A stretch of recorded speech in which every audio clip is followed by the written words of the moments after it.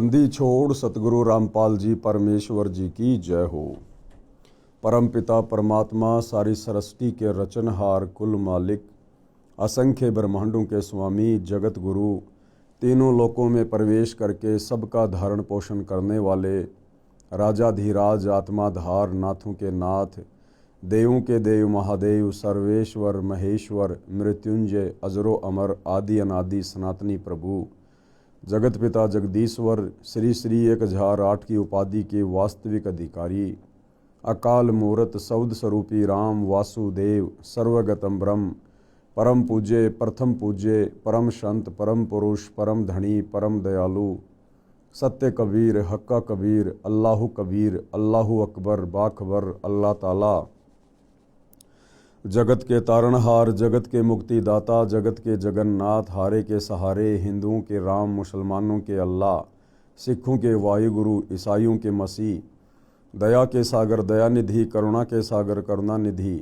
स्वयंभू परिभू संकट मोचन कष्टहरण मंगलकरण दुख भंजन अविगत कबीर निर्विकार निर्विषम परमात्मा अलय अलेख सतगुरु आदि अनादि सतगुरु असली मर्यादा पुरुषोत्तम असली राम असली कृष्ण असली घनश्याम असली मुरारी राजाओं के राजा महाराजाओं के महाराजा शहंशाहों के शहंशाह सम्राटों के सम्राट भगवानों के भगवान अल्लाहों के अल्लाह प्रभुओं के प्रभु मसीहाओं के मसीह सच्चे वाहिगुरु बाबाओं के बाबा पीरों के पीर सेठों के सेठ जगत सेठ सावलसा सेठ सर्वगुण संपन्न अनंत कोटि कलाओं के स्वामी अनंत कोटि ब्रह्मांडों के नायक योगियों में महायोगी ध्यानियों में महाध्यानी सिद्धों में परम सिद्ध ज्ञानियों में तत्वज्ञानी ब्रह्म ज्ञानी महाज्ञानी परम ज्ञानी सर्वश्रेष्ठ ज्ञानी विज्ञानी युवा कबीर समर्थ कबीर असमवात अमित ओझा सच्चे रहनुमा करीम अल्लाह सुभान अल्लाह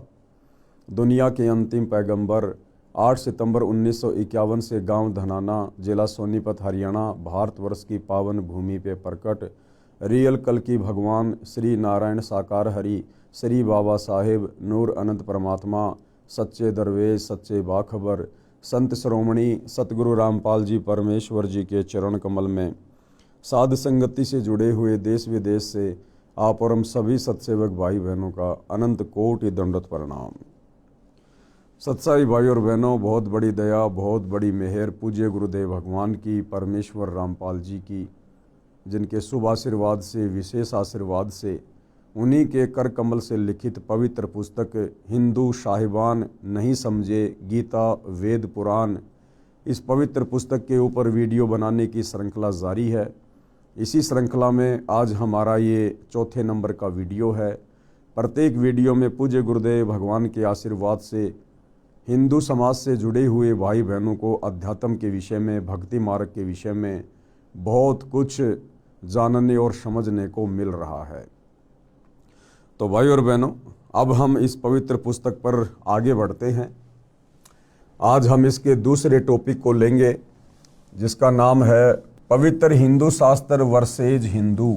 आज हमारा मुख्य विषय क्या है, यानी जो पवित्र हिंदू समाज है वो अपने पवित्र सदग्रंथों के अनुसार सतभक्ति कर रहा है या नहीं कर रहा है। हिंदू धर्म के पवित्र शास्त्र कौन कौन से हैं, उन पवित्र शास्त्रों में अध्यात्म के विषय में क्या लिखा हुआ है, भक्ति और भगवान के विषय में क्या दिशा निर्देश हैं, और हिंदू समाज उन शास्त्रों के अनुसार भक्ति कर रहा है या नहीं कर रहा है। हिंदू धर्म को सनातन धर्म तथा वैदिक धर्म भी कहा जाता है। पवित्र हिंदू धर्म के मुख्य शास्त्र। धर्मनिष्ठ हिंदू समाज की धार्मिक पुस्तक इस प्रकार है। पवित्र चारों वेद जिनके नाम हैं ऋग्वेद यजुर्वेद सामवेद तथा अथर्ववेद। पवित्र श्रीमद् भगवत गीता, 18 पुराण, महाभारत ग्रंथ, श्रीमद् भागवत सुधा सागर तथा 11 उपनिषद आदि आदि। हिंदुओं का मानना है कि इन सर्व पवित्र शास्त्रों में परमात्मा की जानकारी है, भक्ति की जानकारी है। ये सत्य ज्ञान युक्त हैं। इन्हीं को आधार मानकर अपने धार्मिक अनुष्ठान व भक्ति कर्म करता है। अधिक संख्या में हिंदुओं का निवास स्थान होने के कारण महान भारत देश का नाम हिंदुस्तान भी है। भारत में हिंदुओं की संख्या ज़्यादा होने के कारण इसे हिंदुस्तान कहा जाता है।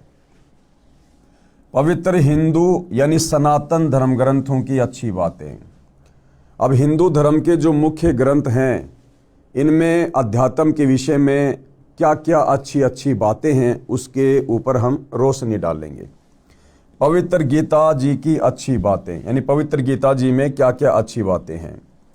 श्रीमद् भगवत गीता अध्याय 16 श्लोक 23-24 में कहा है कि गीता अध्याय 16 श्लोक 23, हे अर्जुन, जो व्यक्ति शास्त्र विधि को त्याग कर अपनी इच्छा से मनमाना आचरण करता है, उसको न सुख प्राप्त होता है, न सिद्धि प्राप्त होती है तथा न उसकी गति यानी मुक्ति यानी मोक्ष प्राप्ति होती है।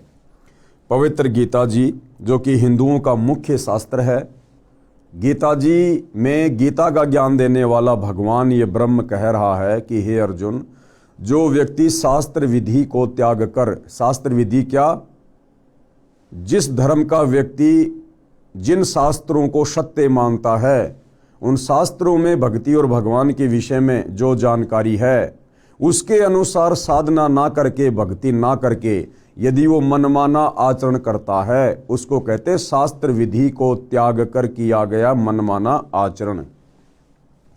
तो क्या कहा गया है कि जो व्यक्ति शास्त्र विधि को त्याग कर अपनी इच्छा से मनमाना आचरण करता है, उसको न सुख प्राप्त होता है, न सिद्धि प्राप्त होती है तथा न उसकी गति यानी मुक्ति अर्थात उसका मोक्ष भी नहीं होता है। किनका? जो व्यक्ति अपने धर्म के धर्म ग्रंथों के विपरीत मनमानी साधना करता है।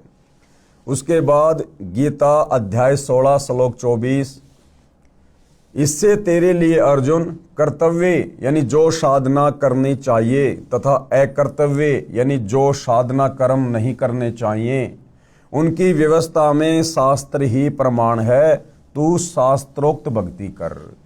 उसके बाद भाई और बहनों, गीता अध्याय 16 श्लोक 24 में गीता बोलने वाला भगवान अर्जुन से क्या कह रहा है अध्यात्म को समझाते हुए कि इससे तेरे लिए अर्जुन जो कर्तव्य कर्म है और जो अकर्तव्य कर्म है, यानी कौन सी साधना करनी चाहिए और कौन सी साधना नहीं करनी चाहिए, उसके लिए केवल ये शास्त्र ही प्रमाण हैं। यानी किसी मनमुखी धर्मगुरु के कहने से या अपने हिसाब से मन कल्पित भक्ति कर्म करने से हमें कोई भी लाभ किसी भी प्रकार का अध्यात्म वाला नहीं होगा। इसलिए साधक ने कौन सी भक्ति करनी चाहिए, कौन सी भक्ति नहीं करनी चाहिए, कौन से मंत्र का जाप करना चाहिए, कौन से धर्म कर्म करने चाहिए, कौन सी यज्ञ करनी चाहिए, ये सारी बातें शास्त्रों में ही लिखी हुई हैं। और शास्त्रों के अनुसार यदि हम धर्म कर्म करेंगे, भक्ति करेंगे, जो कर्तव्य कर्म लिखे हुए हैं, तो हमें उस भक्ति का लाभ मिलेगा। गीता अध्याय 16 श्लोक 24, इससे तेरे लिए अर्जुन कर्तव्य यानी जो साधना करनी चाहिए तथा अकर्तव्य जो साधना यानी भक्ति नहीं करनी चाहिए की व्यवस्था में शास्त्र ही प्रमाण है, तो शास्त्रोक्त भक्ति कर, यानी शास्त्रों के अंदर लिखी हुई भक्ति कर। उसके बाद गीता अध्याय 4 श्लोक 5, गीता अध्याय 2 श्लोक 12, गीता अध्याय 10 श्लोक 2 में कहा है कि हे अर्जुन, तेरे और मेरे बहुत जन्म हो चुके हैं। कौन कह रहा है? गीता का ज्ञान देने वाला भगवान ये ब्रह्म, कि अर्जुन तेरे और मेरे बहुत जन्म हो चुके हैं। तू नहीं जानता, मैं जानता हूं। तू, मैं और ये राजा लोग जो महाभारत के युद्ध में लड़ाई करने के लिए खड़े हुए थे। तो गीता ज्ञान देने वाला भगवान ब्रह्म क्या कह रहा है कि अर्जुन तू और मैं यानी ब्रह्म और ये राजा लोग पहले भी जन्मे थे और आगे भी जन्मेंगे।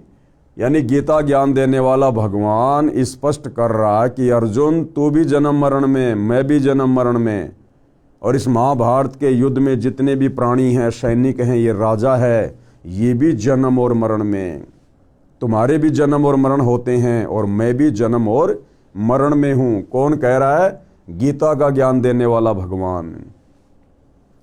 हिंदू धर्म से जुड़े भाई बहन गीता ज्ञान दाता को सर्वश्रेष्ठ परमात्मा मानते हैं अपनी आदि अधूरी आध्यात्मिक जानकारी के चलते।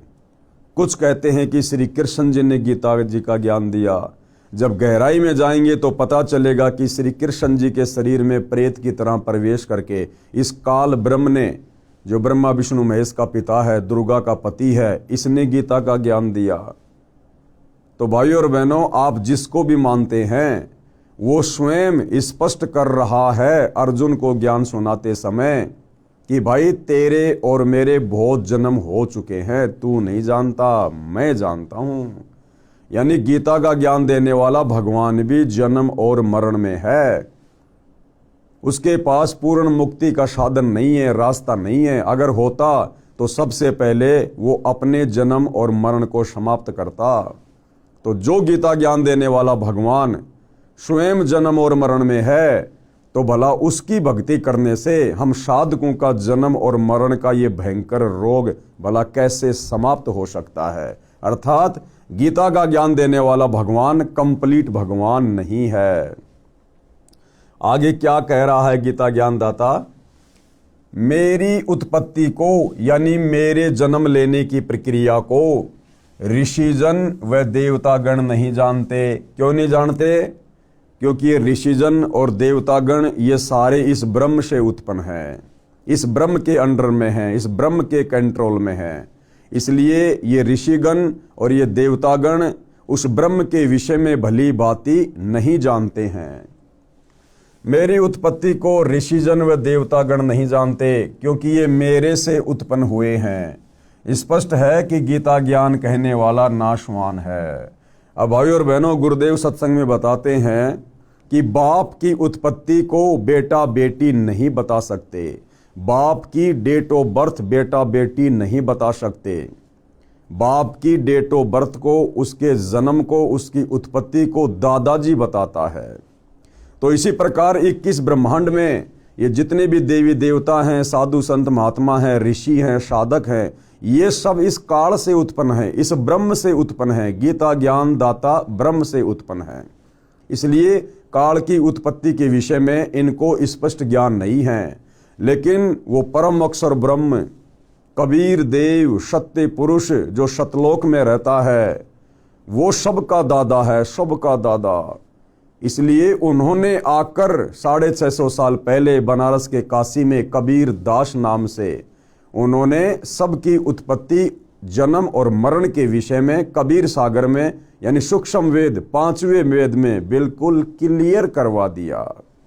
और आज भाइयों और बहनों, कबीर सागर में लिखे उस गूढ़ ज्ञान को सतगुरु रामपाल जी, जो कि तत्वदर्शी संत की भूमिका कर रहे हैं, आज इन्होंने बिल्कुल क्लियर कर दिया है कि ब्रह्मा विष्णु महेश की जन्म मृत्यु कैसे होती है, ये अविनाशी हैं या नाशवान हैं, इनके पिताजी ब्रह्म ये नाशवान है या अविनाशी है, इसका जन्म मरण कैसे होता है, क्या इसकी प्रक्रिया है, सब कुछ आज सतगुरु रामपाल जी ने गीता जी को पढ़ाते हुए क्लियर कर दिया है। गीता अध्याय 2 श्लोक 17, गीता अध्याय 15 श्लोक 17 में कहा है कि हे अर्जुन, अविनाशी तो उसको जान जिसे मारने में कोई सक्षम नहीं है। यानी गीता ज्ञान देने वाला ये ब्रह्म काल भगवान ये स्वयं स्वीकार कर रहा है कि अर्जुन, अविनाशी तो उसको जान। अविनाशी कौन? जिसको मारने में कोई भी सक्षम ना हो। कि अविनाशी तो उसको जान जिसे मारने में कोई सक्षम नहीं है। तो गीता का ज्ञान देने वाला ये भगवान ब्रह्म अपने से अन्य किसी और परमात्मा को अविनाशी कह रहा है। अर्थात गीता ज्ञान देता सुप्रीम गॉड नहीं है। हे अर्जुन, अविनाशी तो उसको जान जिसे मारने में कोई सक्षम नहीं है, जिससे सारा संसार व्याप्त है। यानी जिस परम अक्षर ब्रह्म ने, अविनाशी कबीर ने सारी सृष्टि को रचा है, यानी जिसने संसार की उत्पत्ति की है, जो तीनों लोकों में प्रवेश करके सबका धारण पोषण करता है, परमात्मा कहा जाता है। यानी असल में तो परमात्मा वो है जो तीनों लोकों में प्रवेश करके सबका धारण पोषण करता है। अविनाशी परमेश्वर है, वह उत्तम पुरुष है तू अन्य, यानी गीता अध्याय 15 श्लोक 17 में कहा गया है कि उत्तम पुरुष है तू अन्य परमात्मा इति उदाहरते, यानी उत्तम पुरुष सर्वश्रेष्ठ परमात्मा उसे इस कारण से कहा जाता है। पुरुषोत्तम यानी समर्थ श्रेष्ठ परमात्मा तो मेरे से अन्य ही है। कौन कह रहा है? गीता का ज्ञान देने वाला कह रहा कि समर्थ श्रेष्ठ परमात्मा तो मेरे से अन्य है। जो परमात्मा कहलाता है वह अविनाशी परमेश्वर है। गीता अध्याय 18 श्लोक 62 में गीता ज्ञान देने वाले ने कहा है कि हे भारत यानी हे अर्जुन, तू सर्वभाव से, सर्वभाव का मतलब है तन मन धन से, मन कर्म वचन से, केवल एक इष्ट की पूजा करना, एक परमेश्वर की पूजा करना, किसी अन्य का शौपन में भी भाव पैदा ना करना, उसको कहते हैं सर्वभाव। कि हे अर्जुन, तू सर्वभाव से उस परमेश्वर यानी परम अक्षर ब्रह्म की शरण में जा। गीता ज्ञानदाता ने ये बात कहकर गीता अध्याय 18 श्लोक 62 में कि हे भारत, हे अर्जुन, तू सर्वभाव से उस परमेश्वर की शरण में जा, अर्थात तू मेरी भक्ति को भी छोड़ दे। यानी गीता ज्ञान देने वाले ब्रह्म ने अपनी भक्ति के विषय में भी अर्जुन को कह दिया कि तू मेरी भक्ति भी छोड़ दे और तू सर्वभाव से उस परम अक्षर ब्रह्म की शरण में जा, उस सत्य पुरुष की शरण में जा। तब तेरी पूर्ण मुक्ति होगी, तेरा पूर्ण मोक्ष होगा, जन्म और मरण से तेरा सदा के लिए छुटकारा होगा। तो विशेषकर हिंदू समाज से जुड़े भाई बहनों को विचार करना चाहिए कि हम जिस गीता ज्ञान देने वाले भगवान को सर्वश्रेष्ठ भगवान मानकर पूज रहे हैं, और भाई और बहनों 99% हिंदू समाज तो केवल श्री कृष्ण जी को ही गीता का ज्ञान देने वाला भगवान मानता है, जबकि असल में गीता का ज्ञान देने वाला श्री कृष्ण नहीं। श्री कृष्ण के तो मात्र शरीर को प्रयोग में लिया गया, खड़ा श्री कृष्ण दिखाई दे रहा था, लेकिन शक्ति काल ब्रह्म की काम कर रही थी। वो प्रेत की तरह श्री कृष्ण जी के शरीर को यूज करते हुए गीता जी का ज्ञान बोल रहा था। तो गीता ज्ञान देने वाले भगवान ने भी क्लियर कर दिया कि भाई अर्जुन, मेरी भी भक्ति छोड़ दे, मेरी भक्ति से भी पूर्ण मुक्ति नहीं है। अगर तुझे पूर्ण मोक्ष चाहिए तो सर्वभाव से, मन कर्म वचन से उस परम अक्षर ब्रह्म की शरण में जा। और उसकी शरण में कैसे जाया जाएगा? गीता अध्याय 4 श्लोक 34 में कहा है कि उसके लिए तू तत्वदर्शी संत की शरण में जा, और जैसा वो तत्वदर्शी संत तुझे अध्यात्म के विषय में उपदेश दे, उनके वचन में रहकर, उनकी मर्यादाओं में रहकर भक्ति कर, तब तुझे इस 21 ब्रह्मांड से पूर्ण मुक्ति मिलेगी। गीता अध्याय 18 श्लोक 62 में गीता ज्ञान देने वाले ने कहा है कि हे भारत, तू सर्वभाव से उस परमेश्वर यानी परम अक्षर ब्रह्म की शरण में जा। उसकी कृपा से परम शांति को तथा शाश्वतम स्थानम अर्थात सनातन परम धाम यानी अविनाशी लोक, कौन सा? सत्य लोक को प्राप्त होगा। भाई और बहनों, परम शांति उसी समय हो सकती है जब हमारा जन्म और मरण का झंझट समाप्त हो जाए। यदि हम जन्म और मरण में हैं, हमें कभी सौपन में भी 21 ब्रह्मांड में इस काल के लोक में परम शांति नहीं हो सकती है।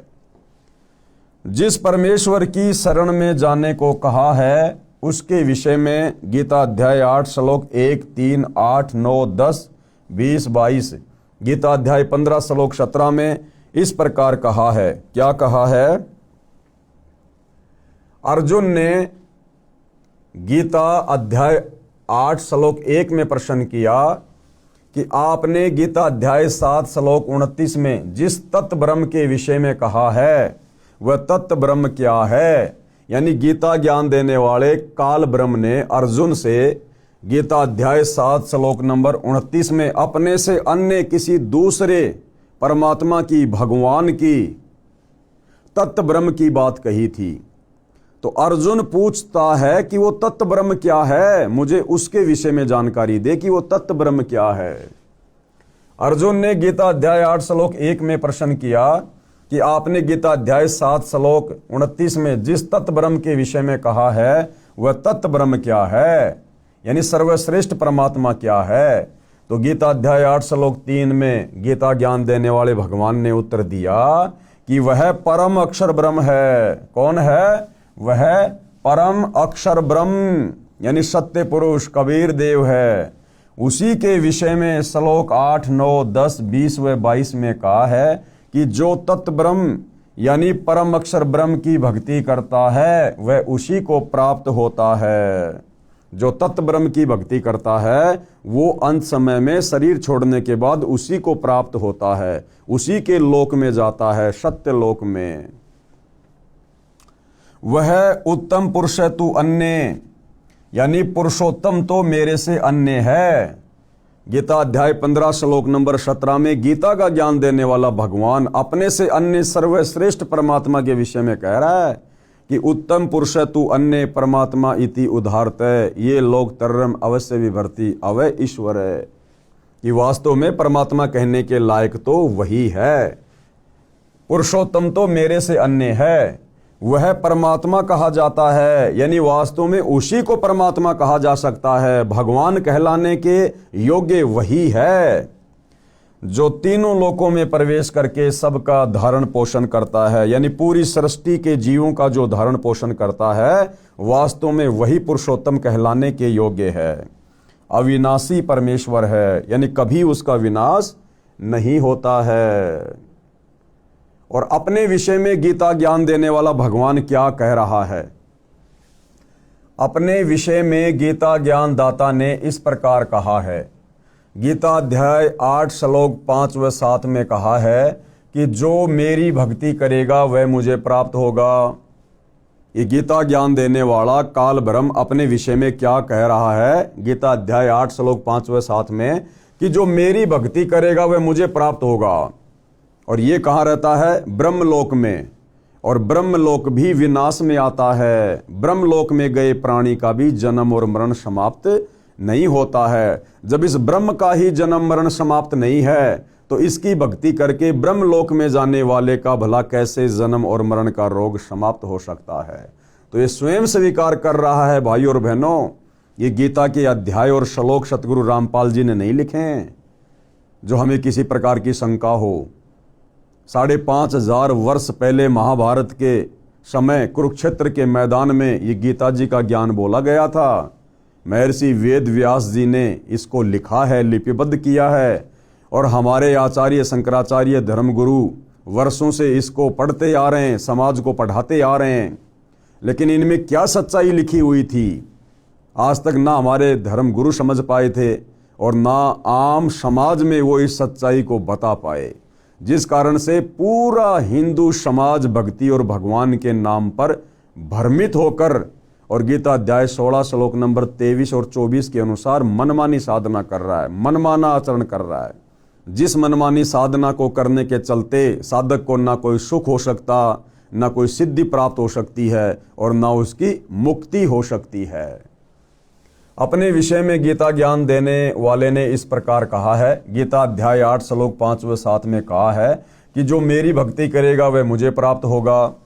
युद्ध भी कर, मेरा सुमरण भी कर, यानी कार्य भी कर और मेरी भक्ति भी कर। गीता ज्ञान देने वाले ने गीता अध्याय 2 श्लोक 12, गीता अध्याय 4 श्लोक 5, गीता अध्याय 10 श्लोक 2 में अपनी स्थिति बताई है कि तू, मैं और ये राजा लोग सब जन्म व मृत्यु को प्राप्त होते हैं। यानी उस उत्तम पुरुष के अलावा, उस पुरुषोत्तम के अलावा, उस तत्व ब्रह्म के अलावा, उस परम अक्षर ब्रह्म के अलावा, उस अविनाशी कबीर के अलावा इस सृष्टि में कोई भी अविनाशी नहीं है। सब जन्म और मरण में हैं। तेरे व मेरे अनेकों जन्म हो चुके हैं। स्पष्ट है कि गीता ज्ञान कहने वाला नाशवान भगवान है, अविनाशी नहीं है, जिसको हिंदू समाज परमात्मा मान के पूज रहा है नादानी में। आगे भाई और बहनों, ये पवित्र ग्रंथ हमें क्या शिक्षा दे रहा है? गीता शास्त्र में पितर व भूत पूजा, देवताओं की पूजा निषेध कही गई है। यानी पवित्र गीता जी में भूत पूजा यानी ये श्राद्ध निकालना, हम अपने पूर्वजों के जो श्राद्ध निकालते हैं या निकाला करते थे, ये श्राद्ध निकालना भूत पूजा में आता है।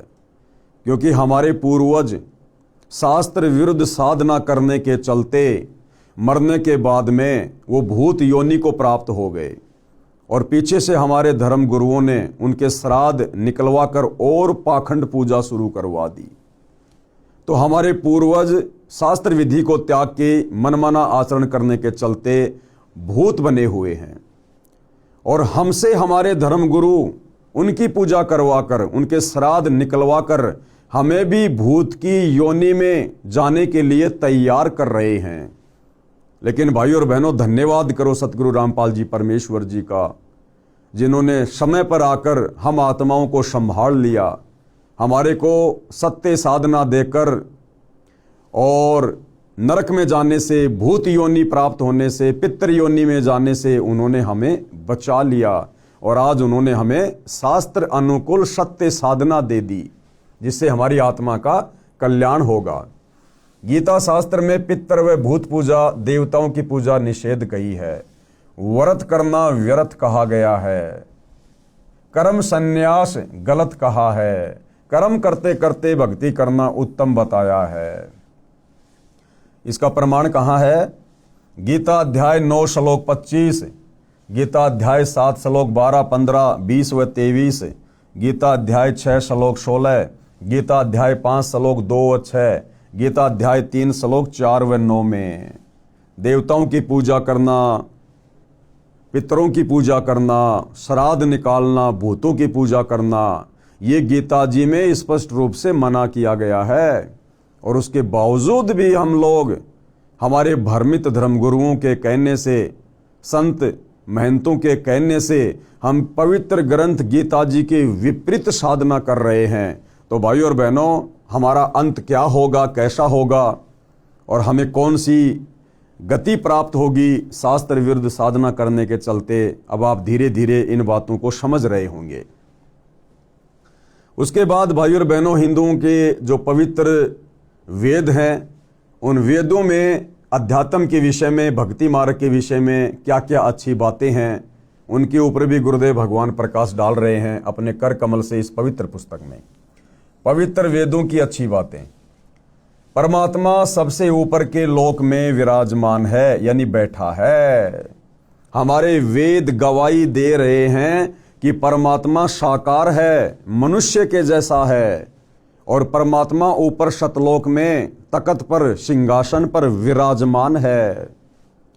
और हमारे भ्रमित धर्मगुरुओं ने तत्व ज्ञान के अभाव में हमें केवल परमात्मा के विषय में यही बताया कि परमात्मा निराकार है, परमात्मा साकार नहीं है, परमात्मा दिखाई नहीं देता है। क्यों?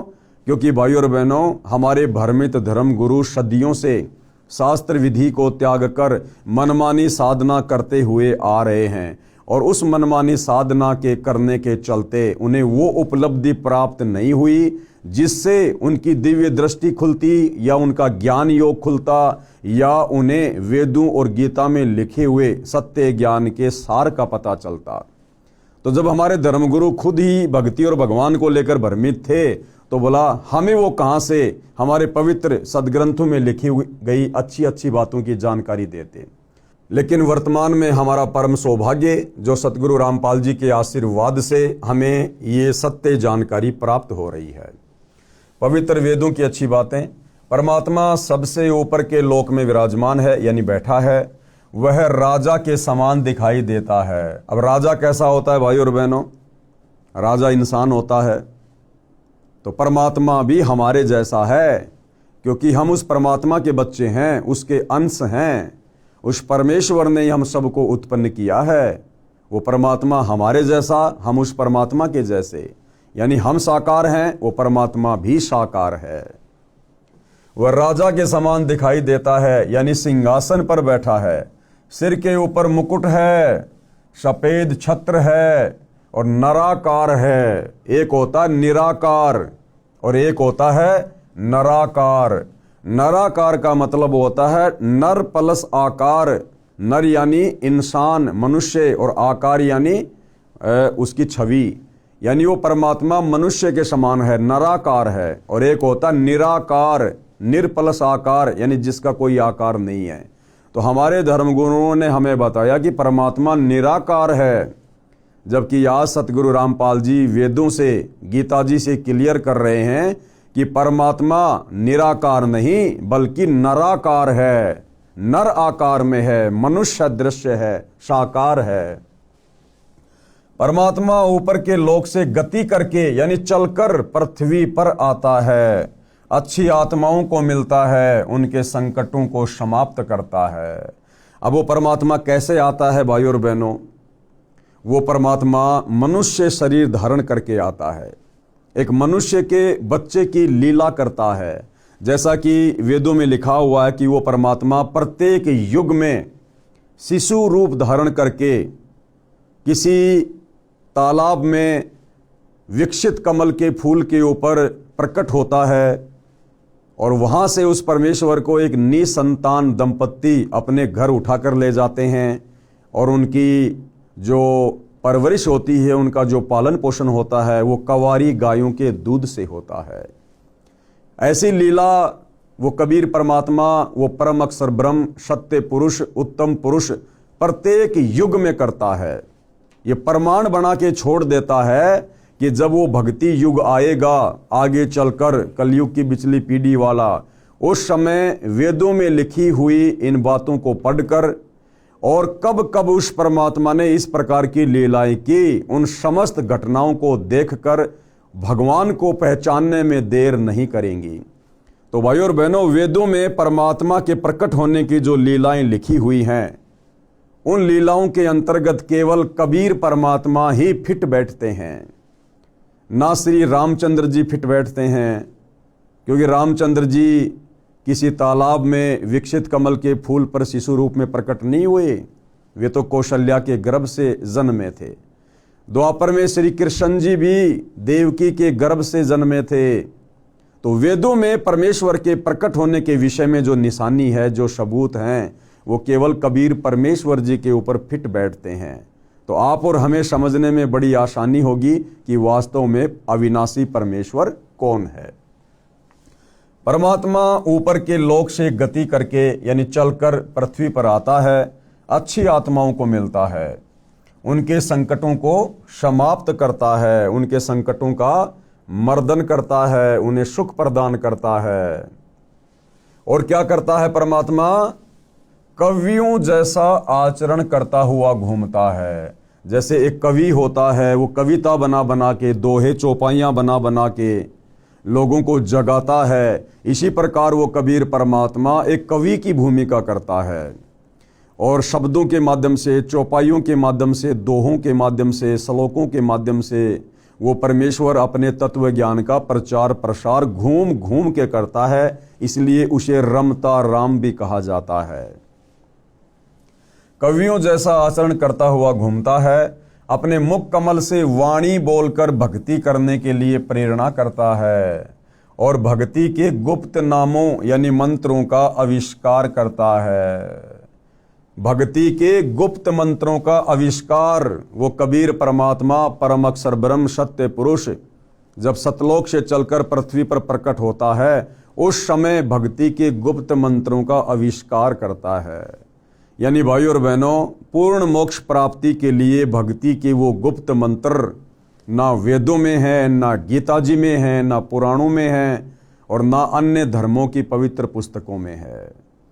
उन गुप्त मंत्रों का आविष्कार यानी सार नाम का, सार शब्द का आविष्कार वो परमेश्वर स्वयं करता है, जब वो तत्वदर्शी संत के रूप में धरती पर प्रकट होकर अपने ज्ञान का प्रचार प्रसार करता है। तो इससे सिद्ध हुआ कि वर्तमान में पूर्ण मुक्ति के वो मोक्ष मंत्र केवल तत्वदर्शी संत सतगुरु रामपाल जी के पास हैं। अन्य यहाँ के किसी भी आचार्य शंकराचार्य को तो छोड़िए, ब्रह्मा विष्णु महेश और 21 ब्रह्मांड के स्वामी, ये गीता ज्ञान देने वाले काल ब्रह्म के पास भी नहीं है।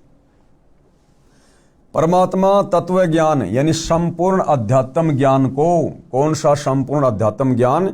जो संपूर्ण अध्यात्म ज्ञान चारों वेदों में, गीता जी में, 18 पुराणों में, मुसलमान भाइयों की तौरात, जबूर, इंजिल, कुरान मजीद, कुरान शरीफ, हदीसें, ईसाइयों की बाइबल, सिखों का गुरु ग्रंथ साहिब, इनमें भी नहीं है।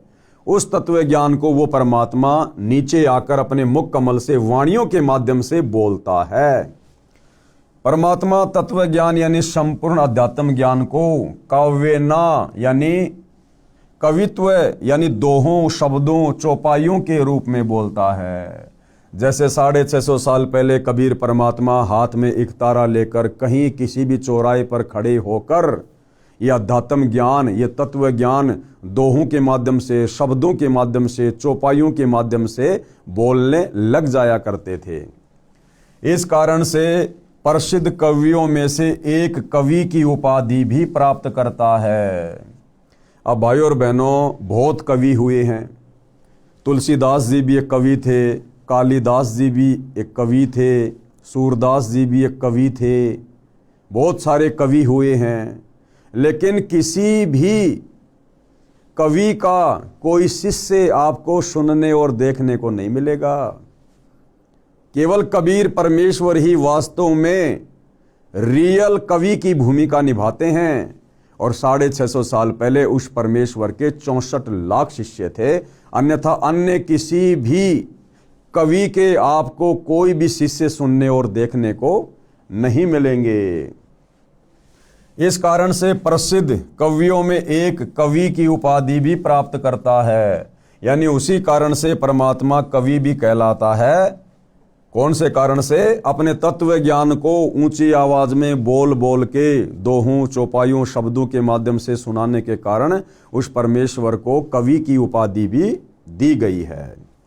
अब भाइयों और बहनों, वो कबीर परमेश्वर कैसे 3 प्रकार से लीला करता है, सतलोक से चलकर इस पृथ्वी लोक पर प्रकट होने की, यहां आने की। कौन कौन सी वो 3 लीलाएं हैं जिनको आधार बनाकर परमात्मा इस पृथ्वी पर प्रकट होकर अपने ज्ञान का प्रचार करता है। परमेश्वर 3 प्रकार की लीला करता है। सबसे पहले, प्रत्येक युग में अपने लोक से सशरीर आकर किसी सरोवर में कमल के फूल पर नवजात शिशु के रूप में विराजमान होता है। उस शिशु की परवरिश यानी पोषण की लीला कवारी गायों द्वारा होती है। बड़ा होकर तत्व ज्ञान प्रचार करता है। तो पहले आपको बता दिया गया है कि ना राम, ना श्री कृष्ण, ना ब्रह्मा विष्णु महेश, ना अन्य अवतार वेदों में लिखी गई परमात्मा के प्रकट होने की लीला के अनुसार इनमें कोई भी फिट नहीं बैठता है। केवल कबीर परमेश्वर ही हैं जो चारों युगों में इस प्रकार की लीला करके प्रकट होते हैं। उसके बाद उस परमेश्वर की जो परवरिश की लीला होती है वो कवारी गायों के दूध से होती है। यानी कवारी गाय दूध देती है जिससे परमेश्वर की परवरिश की लीला होती है। अब रामचंद्र जी की परवरिश, श्री कृष्ण जी की परवरिश, अन्य अवतारों की परवरिश, ब्रह्मा विष्णु महेश की परवरिश कवारी गायों से नहीं हुई। उन्होंने तो अपनी माताओं का दूध पिया। माताओं का दूध जिस प्रकार से एक आम व्यक्ति माँ के गर्भ से जन्म लेकर और शिशु रूप में माँ का दूध पीता है, तो कवारी गायों से कबीर परमेश्वर की परवरिश होती है। ये वेदों में परमेश्वर की एक अन्य पहचान है। और फिर बड़ा होकर तत्व ज्ञान का प्रचार करता है। नंबर 2, दूसरी क्या विधि है, क्या पहचान है परमेश्वर की पृथ्वी पर प्रकट होने की? परमात्मा कभी भी किसी स्थान पर प्रकट होकर भक्तों को वेश बदल कर मिलता है, उनकी रक्षा करता है, भक्ति का सच्चा मार्ग बताता है। दूसरी विधि क्या है? वो परमात्मा किसी भी रूप में, किसी भी आयु में, कहीं भी प्रकट होकर संत रूप में, सामान्य व्यक्ति के रूप में, राजा के रूप में, वो परमात्मा किसी भी उम्र में और किसी भी शक्ल में प्रकट होकर अपने भक्तों की रक्षा करता है। या 10, 15, 20, 50 वर्ष कहीं आश्रम बनाकर वो परमेश्वर वहां रहकर लोगों को अपना तत्व ज्ञान सुनाता है।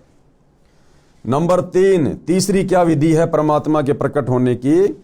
वेश बदलकर किसी स्थान पर संत वेश में कुछ समय रहता है, वहां कुटिया या आश्रम बनाकर अच्छी आत्माओं को भक्ति की सच्ची विधि व तत्व ज्ञान सुनाता है। ये तीसरी विधि है परमपिता परमेश्वर कबीर साहिब के प्रकट होने की।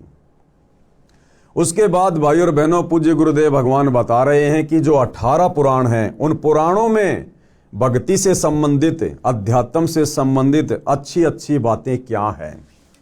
पुराणों की अच्छी बातें। सब तीर्थों में श्रेष्ठ तीर्थ चित्त शुद्धि तीर्थ है। ये चित्त शुद्धि तीर्थ क्या है?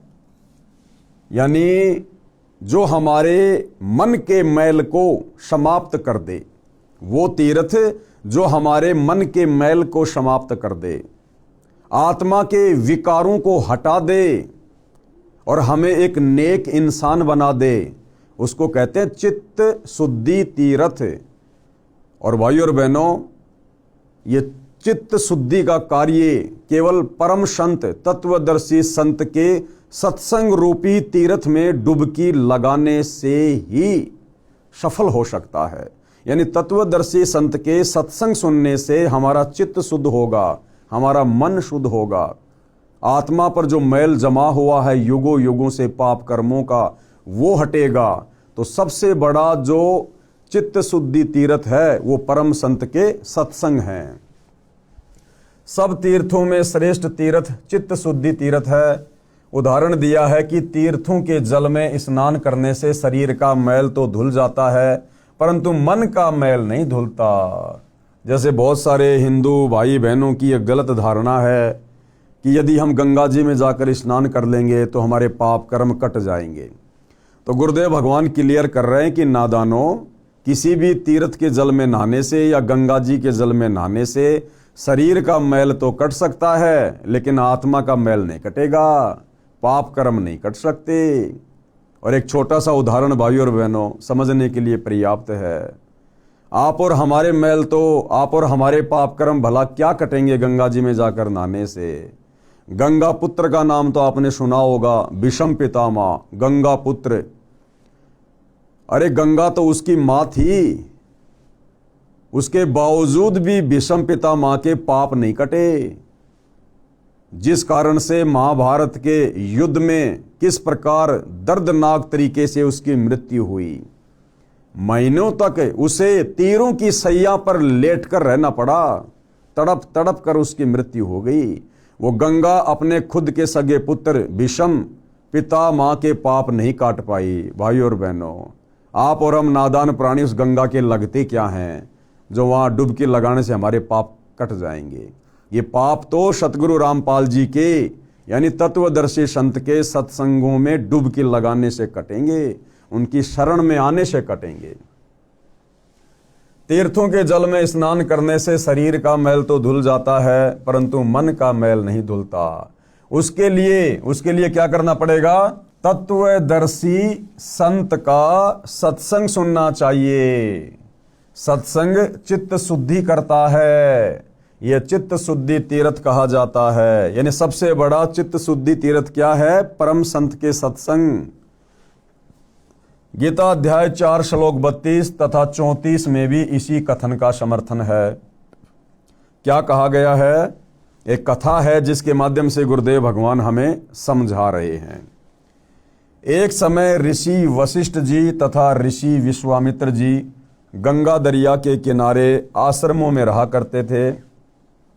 गंगा तीर्थ के जल में प्रतिदिन स्नान करते थे, उसी गंगा जल को पीते थे। एक बार किसी बात पर दोनों का झगड़ा हो गया, मनमुटाव हो गया। दोनों ने शस्त्र निकाल लिए। भाइयों और बहनों, ऋषि वशिष्ठ जी जो त्रेता युग में श्री रामचंद्र जी के गुरु थे, वशिष्ठ जी, और विश्वामित्र जी जो एक नंबर के तपस्वी थे, वो दोनों गंगा जी के किनारे रहा करते थे, कुटिया में अपनी भक्ति साधना किया करते थे। और आप और हम तो साल 2 साल में गंगा जी जाते हैं। जब कभी कभार हमारे घर का कोई व्यक्ति मर जाता है तो हम गंगा जाते हैं, उस बहाने हम एक आधी डुबकी वहां लगा लेते हैं। जबकि विश्वामित्र जी और वशिष्ठ जी तो रोजाना प्रतिदिन दिन में 2-2 बार स्नान किया करते थे गंगा जी में। अब उनका चित्त शुद्ध हुआ कि नहीं हुआ, वो देखिए।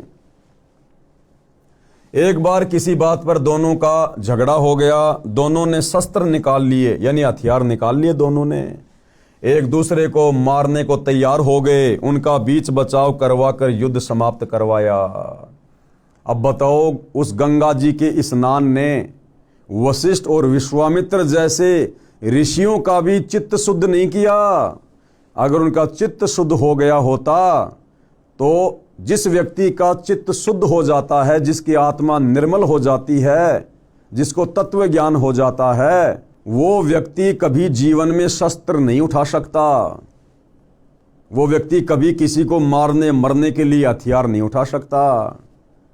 और दोनों इतने बड़े महर्षि, और उसके बावजूद भी उन्होंने हथियार उठा लिए, एक दूसरे को मरने मारने को तैयार हो गए।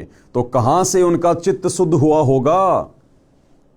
तो गुरुदेव भगवान हमें यह समझाना चाहते हैं कि नादानों, मात्र गंगा जी में नहाने से चित्त शुद्ध नहीं होता, पाप नहीं कटते। ये पाप कटेंगे परम संत की शरण में आकर शास्त्र अनुकूल सत भक्ति करने से, यथार्थ धर्म कर्म करने से, गुरु आज्ञा गुरु वचन में रहकर सत भक्ति करने से। एक बार किसी बात पर दोनों का कलेश हो गया, दोनों ने शस्त्र निकाल लिए, एक दूसरे को मारने को तैयार हो गए। उनका बीच बचाव करवाकर युद्ध समाप्त करवाया। अब भाइयों और बहनों, आप और हम सतगुरु रामपाल जी परमेश्वर जी के यथार्थ 13वें कबीर पंथ से जुड़े हुए कबीर पंथियों को भी शिक्षा लेनी चाहिए। आज सतगुरु रामपाल जी परमेश्वर जी अपने मिशन के तहत सन 2014 से वर्तमान समय 2025 तक हिसार जेल में बैठे हुए हैं। और परमेश्वर जी ने सन 1994 से अपने यथार्थ 13वें कबीर पंथ की शुरुआत की, हम आत्माओं का चित्त शुद्ध करने के लिए, हमारे पाप कर्मों को काटने के लिए। हमने उनकी शरण ग्रहण की, हम उनके भगत कहलाते हैं। लेकिन भाइयों और बहनों, वर्तमान 2025 तक कितनी आत्माओं का चित्त शुद्ध हो पाया है? आज आप देख रहे हैं सतगुरु रामपाल जी परमेश्वर जी की संगत में 2 पार्ट हैं। एक सतलोक आश्रम मैनेजमेंट हरियाणा और दूसरा साध संगति से जुड़े हुए सत्सेवक भाई बहन।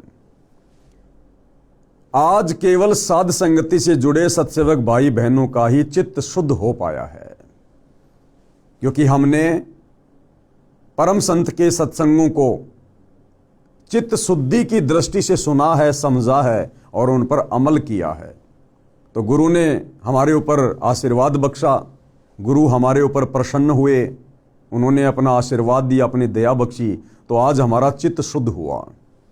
लेकिन दूसरी तरफ सतलोक आश्रमों से जुड़े हुए भाई बहन, पूज्य गुरुदेव जी का कलयुगी परिवार, ये परमेश्वर के चित्त शुद्धि सत्संग में डुबकी लगाने के बावजूद भी उनको ना पहचान कर, अपने जैसा मानुष मानकर, उनमें तरह तरह के दोष देखकर आज भी ये आत्माएं उस चित्त शुद्धिकरण से कोसों दूर है। और किस प्रकार से सतलोक आश्रमों से जुड़े भाई बहन, गुरुदेव का कलयुगी परिवार बात बात पर साध संगति से जुड़े भगत भाई बहनों के साथ में झगड़ा करता है, घरों में घुसकर हथियार उठाकर उन्हें मारता है। तो भाइयों और बहनों, ये चित्त शुद्धिकरण सतगुरु रामपाल जी परमेश्वर जी के मार्ग में, उनके पंथ में केवल साध संगति से जुड़ी हुई आत्माओं का ही हो पाया है।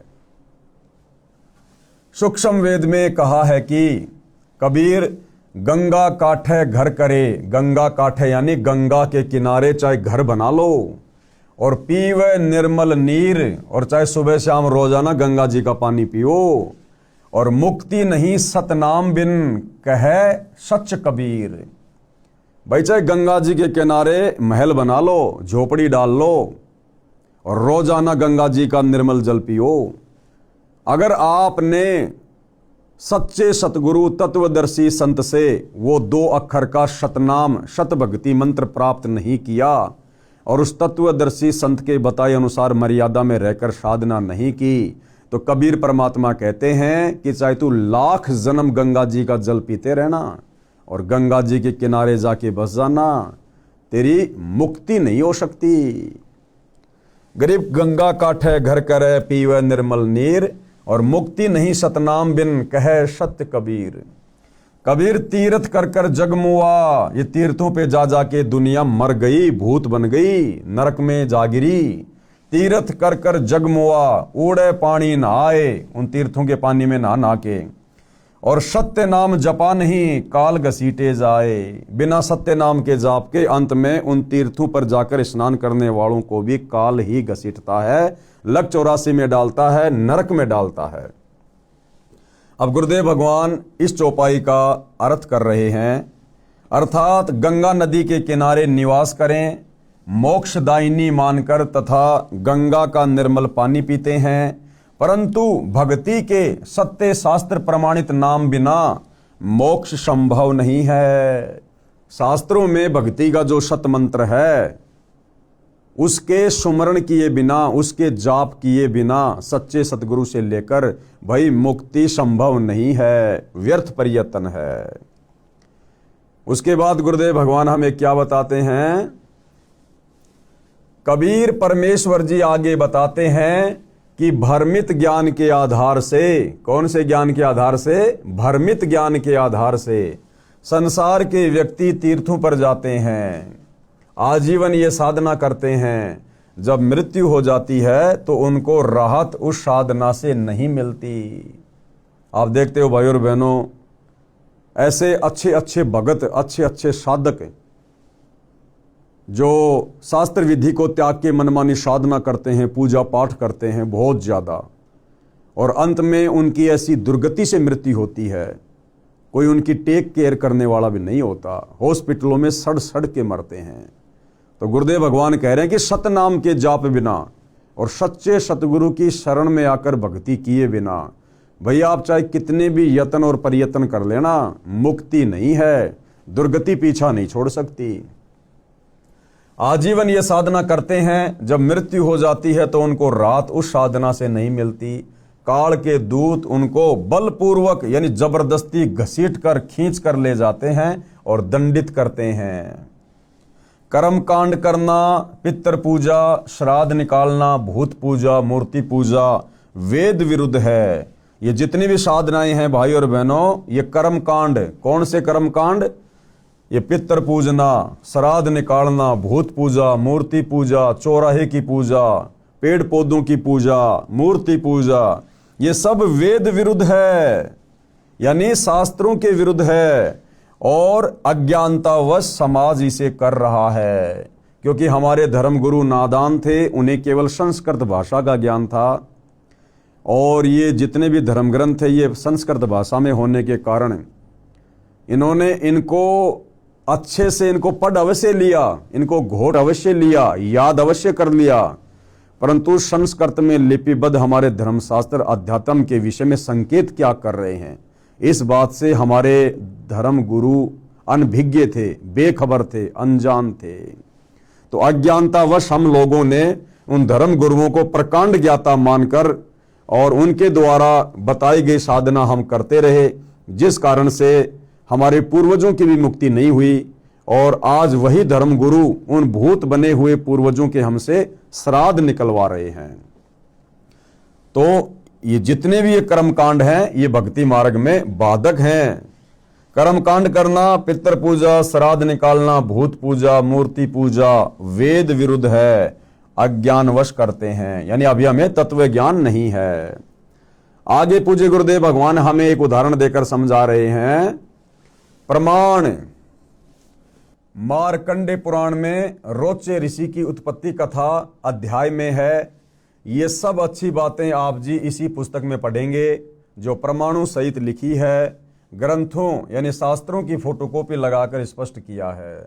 यानी हम भाई बहनों का अज्ञान समाप्त करने के लिए जब हम आगे इस पुस्तक में पढ़ेंगे अध्यात्म के विषय में जानने के लिए, तो गुरुदेव भगवान हमें साथ साथ में हमारे ही धर्म ग्रंथों की, वेदों की, पुराणों की, गीता जी की साथ में फोटोकॉपी लगा लगा कर समझाएंगे, ताकि किसी भी प्रकार की शंका हमारे मन में ना रह जाए। पवित्र हिंदू धर्म की धार्मिक क्रियाएं, वर्तमान में हिंदू धर्म में क्या क्या धार्मिक क्रियाएं प्रचलित हैं उसके विषय में गुरुदेव भगवान समझा रहे हैं।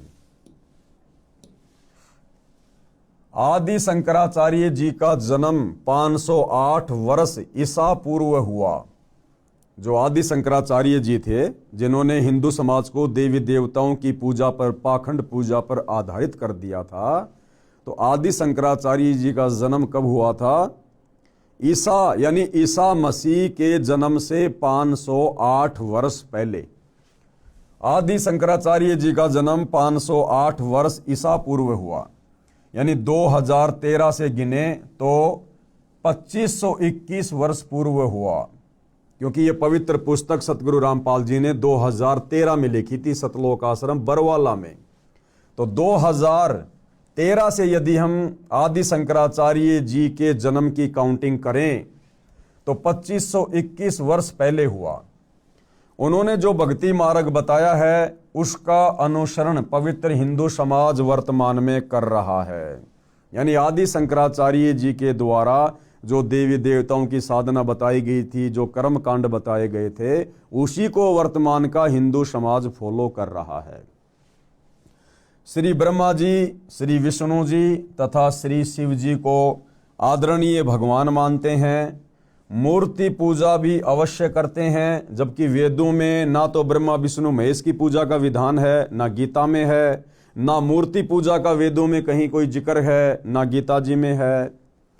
पंचदेव पूजा का विधान है, जिसमें ये तीनों देवता भी हैं, इनकी पूजा करते हैं। ये भी मानते हैं कि श्री ब्रह्मा जी रजगुण है, श्री विष्णु जी सतगुण है तथा श्री शंकर जी तमगुण है। क्यों? क्योंकि ये सारी बातें हमारे पुराणों में लिखी हुई है कि श्री ब्रह्मा जी रजोगुण है, विष्णु जी सतोगुण है और श्री शंकर जी तमोगुण है। मार्कंडे पुराण में यह भी प्रमाणित किया है कि तीन प्रधान देवता हैं, रजगुण युक्त श्री ब्रह्मा जी, सतगुण युक्त श्री विष्णु जी तथा तम गुण युक्त श्री शिव शंकर जी हैं। ये ही तीन देवता हैं और ये ही तीन गुण हैं, क्योंकि ये तीनों देवता एक के गुण से युक्त हैं। हिंदू समाज का मानना है कि इन तीनों देवताओं के कोई माता पिता नहीं है। यानी हम अपनी नादानी में, अज्ञानता में, अध्यात्म की नासमझी के चलते, और ये हमारे जितने भी धर्मगुरु थे, आचार्य शंकराचार्य थे, इनको ना वेद ज्ञान था, ना इनको गीता जी का कंप्लीट ज्ञान था, और इन्होंने हमारे को जैसा पाठ पढ़ा दिया ब्रह्मा विष्णु महेश के बारे में कि ये तो अजरो अमर हैं, अविनाशी हैं, इनके कोई माता पिता नहीं हैं, ये तो सारी सृष्टि को पैदा करते हैं, ये स्वयंभू हैं, परिभू हैं। तो आम समाज ने भी उन धर्म गुरुओं की बातों को आंख बंद करके फॉलो कर लिया, और आज पूरे हिंदू समाज में इन तीनों देवताओं के विषय में यही गलत धारणा है कि ये तीनों देवता ही परमात्मा हैं और ये अविनाशी हैं, ये कभी मरते नहीं हैं, ये कभी जन्मते नहीं हैं। और ये भी मानते हैं कि ये कभी मरते नहीं हैं, इनका जन्म भी नहीं हुआ है, ये स्वयंभू हैं। स्वयंभू यानी स्वयं उत्पन्न होने वाला। फिर ये भी कहते हैं कि श्री ब्रह्मा जी की आयु 100 वर्ष है, जिसकी गणना इस प्रकार करते हैं। अब बताओ, एक तरफ तो कहते हैं कि तीनों देवता स्वयंभू है, अविनाशी हैं, ये मरते नहीं है, जन्मते नहीं, और फिर ये भी कहते हैं हमारे धर्मगुरु कि श्री ब्रह्मा जी की उम्र 100 वर्ष है, ब्रह्मा जी से 7 गुना ज्यादा उम्र श्री विष्णु जी की है, और विष्णु जी से 7 गुना ज्यादा उम्र श्री शंकर जी की है। तो ये दोनों बातें क्यों? अज्ञानता के कारण। अब गुरुदेव भगवान हमें बता रहे हैं कि इन तीनों देवताओं की जो आयु है, जो उम्र है, वो कितनी है और वो किस प्रकार से काउंट की जाती है। श्री ब्रह्मा जी का एक दिन 1008 चतुर्युग का है, इसे एक कल्प भी कहा जाता है। श्री ब्रह्मा जी की आयु कितनी है? श्री ब्रह्मा जी का एक दिन 1008 चतुर्युग का है। 1008 चतुर्युग का, केवल दिन रात नहीं, केवल दिन 1008 चतुर्युग का। अब भाइयों और बहनों, एक चतुर्युग में कितना लंबा समय होता है और फिर 1008 में कितना लंबा समय होगा, देखिएगा। श्री ब्रह्मा जी का एक दिन 1008 चतुर्युग का है। इसे एक कल्प भी कहा जाता है। एक चतुर्युग में 4 युग हैं। एक चतुर्युग में 4 युग। नंबर 1 सतयुग। सतयुग की आयु कितनी होती है? 17,28,000 वर्ष। यानी सतयुग का जो समय होता है वो 17,28,000 वर्ष का समय होता है। दूसरा त्रेता युग, यह 12,96,000 वर्ष का समय है। त्रेता युग की कुल कितनी समय सीमा होती है? 12,96,000 वर्ष। तीसरा है द्वापर युग, यह 8,64,000 वर्ष का समय है। द्वापर की आयु कितनी? 8,64,000 वर्ष। और चौथा है कलयुग, यह 4,32,000 वर्ष का समय है। इस कलयुग की टोटल आयु कितनी है? 4,32,000 वर्ष। और इनकी उम्र को काउंट करने का दूसरा पैमाना गुरुदेव ने क्या बताया? जैसे चौथा युग है कलयुग, और कलयुग की आयु है 4,32,000 वर्ष। अब भाइयों और बहनों, यदि हम द्वापर युग की आयु में अगर हम इस कलयुग के 4,32,000 वर्ष जोड़ देंगे तो ये त्रेता युग की आयु निकल के आ जाएगी। और यदि हम इस त्रेता युग की आयु में यानी 12,96,000 वर्ष में इस कलयुग के 4,32,000 वर्ष जोड़ देंगे तो सतयुग की उम्र निकल के आ जाएगी 17,28,000 वर्ष।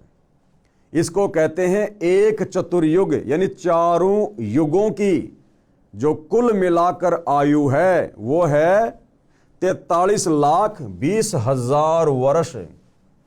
सतयुग, त्रेतायुग, द्वापर और कलयुग, इन चारों की यदि उम्र को काउंट किया जाए तो गणित की रीति से एक चतुर्युग का समय कितना हुआ? 43,20,000 वर्ष। एक चतुर्युग का समय कितना? 43,20,000 वर्ष। और ऐसे ऐसे 1,008 चतुर्युग का श्री ब्रह्मा जी का दिन है। और इतनी ही उसकी रात्रि, यानी 1,008 चतुर्युग का ब्रह्मा जी का दिन और 1,008 चतुर्युग की ब्रह्मा जी की रात्रि। लेकिन गुरुदेव भगवान ने इसको हमें समझाने के लिए 1,000 से जोड़ा है सीधा सीधा, कि मान लो 1,000 चतुर्युग का दिन और 1,000 चतुर्युग की रात्रि ब्रह्मा जी की, यानी ब्रह्मा जी के 24 घंटे 2,000 चतुर्युग। और फिर 30 दिन का महीना, 30 दिन का महीना ब्रह्मा जी का, और 12 महीनों का एक वर्ष ब्रह्मा जी का, और ऐसे ऐसे 100 वर्ष ब्रह्मा जी की आयु है। इतना लंबा ब्रह्मा जी का समय है। उसके बाद ये ब्रह्मा जी भी ब्रह्मा जी की पदवी छोड़ते हैं, इनका शरीर नष्ट होता है, इनकी मृत्यु होती है। और फिर ये भी अपने कर्म आधार से लग 84 योनियों में जाते हैं, नरक भी भोगना पड़ता है। और जो 100 वर्ष की आयु ब्रह्मा जी की है, फिर ब्रह्मा जी से 7 गुना ज्यादा लंबी आयु श्री विष्णु जी की है, और विष्णु जी से भी 7 गुना ज्यादा लंबी आयु फिर शंकर जी की है। लेकिन उसके बाद भी भाई और बहनों इनकी जन्म और मृत्यु होती है। तो क्या कह रहे हैं गुरुदेव? गणित की रीति से एक चतुर्युग का समय 43,20,000 वर्ष हुआ। 1,008 से गुणा करके देख लेना कितने पृथ्वी के वर्षों का एक दिन श्री ब्रह्मा जी का बनता है। गिनती भूल जाएंगे भाई और बहनों। इतने ही समय की रात्रि बताई है। यह एक दिन रात हुआ किसका? ब्रह्मा जी का। ऐसे 30 दिन व रात का महीना, 12 महीनों का एक वर्ष, और ऐसे ऐसे 100 वर्ष की श्री ब्रह्मा जी की आयु मानते हैं। इतनी लंबी आयु है भाई और बहनों ब्रह्मा जी की। लेकिन उसके बाद भी इनकी मृत्यु होती है। जन्म और मरण इन तीनों देवताओं का भी समाप्त नहीं है। वर्तमान में श्री ब्रह्मा जी 50 वर्ष के होकर 51वें वर्ष में प्रवेश हैं, यानी ब्रह्मा जी अपनी आदि आयु भोग चुके हैं, समाप्त कर चुके हैं। हिंदू साहिबान श्री विष्णु जी तथा श्री शिव जी का जन्म मृत्यु नहीं मानते। जब चर्चा की जाती है तो तीनों को ही अजन्मा तथा अविनाशी कहते हैं। परमात्मा को निराकार बताते हैं। स्वर्ग सर्वोत्तम मोक्ष स्थान मानते हैं, यानी स्वर्ग से ऊपर हिंदू समाज के भाई बहन और कोई भी अच्छा लोक नहीं मानते। गोलोक की भी महिमा बराबर करते रहते हैं, कभी कभी ब्रह्मलोक की भी चर्चा कर लेते हैं। इसके साथ साथ अन्य देवियों और देवताओं की पूजा का तड़का साथ लगाते रहते हैं। इतनी पूजा से भी हिंदू साधकों को संतोष नहीं है। इसके साथ साथ कर्मकांड को पूजा का अहम हिस्सा मानते हैं। कर्मकांड, चौराहे की पूजा करना, ठेकरी की पूजा करना, अन्य किसी पेड़ पौधों की पूजा करना, यानी कर्मकांड भी साथ साथ में करते रहते हैं। यानी मूर्ति पूजा, पितर पूजा, यानी मूर्ति पूजा, पितर पूजा अर्थात श्राद्ध कर्म करना, भूत पूजा यानी मृत्यु के पश्चात शरीर का अंतिम संस्कार करके मरने वाले की गति यानी मुक्ति करवाने के लिए उसकी शेष बची अस्थियों को उठाकर गंगा दरिया के जल में पंडित जी अपने धार्मिक गुरु जी से परवाह करवाना। 13वां या 17वां दिन मनाना, उस दिन पंडित जी को बुलाकर पूजा पाठ करवाते हैं मृतक की गति करवाने हेतु। फिर महीना पूरा होने पर वही गति करवाने की पूजा करवाते हैं। फिर वर्षी क्रिया यानी मृत्यु के 1 वर्ष पश्चात उसी तिथि को फिर गति करवाने के लिए पूजा पंडित जी से करवाते हैं। फिर पिंड भरवाए जाते हैं। गति के अर्थ ही फिर श्राद्ध करवाए जाते हैं। पितरों को तृप्त करने के लिए कहा जाता है कि कौवे को श्राद्ध भोजन अवश्य करवाना चाहिए। ये भी माना जाता है कि हो सकता है मृतक यानी मरा हुआ वो परिवार का व्यक्ति कौवा बन गया हो। गरुड़ पुराण का पाठ करवाना भी कुछ हिंदू साहिबान नहीं चूकते। मृत्यु के पश्चात मृतक के जीव की गति करवाते करवाते दुर्गति करवाकर यानी कौवा बनाकर दम लेते हैं। इतनी पूजा पाठ मरने के बाद, इतने कर्मकांड, और उसके बाद भी पंडित जी कहते हैं भैया श्राद्ध निकालो, छत पे पूरी हलवा डालो। अगर कौवे ने भोग लगा दिया तो हो सकता है तुम्हारे दादाजी, तुम्हारे पिताजी कौवा बन गए हैं। अरे भैया आप तो मुक्ति करवाने के लिए सारे कर्मकांड करवा रहे थे। मुक्ति का अर्थ है कि वो 84 लाख योनियों में ना जाए, वो नरक में ना जाए, केवल सुखमय स्थान में जाए, स्वर्ग में जाए। और अंत में वही पंडित जी कहता है कि देखो देखो कौवे ने भोग लगा लिया, तुम्हारे पिताजी कौवा बन गए। यानी चले थे मुक्ति करवाने और करवा दी उस आत्मा की दुर्गति। आश्चर्य। अब गुरुदेव भगवान क्या कह रहे हैं कि पुण्यात्माओं विचार करने की बात है, थोड़े अपने दिमाग पर जोर डालो।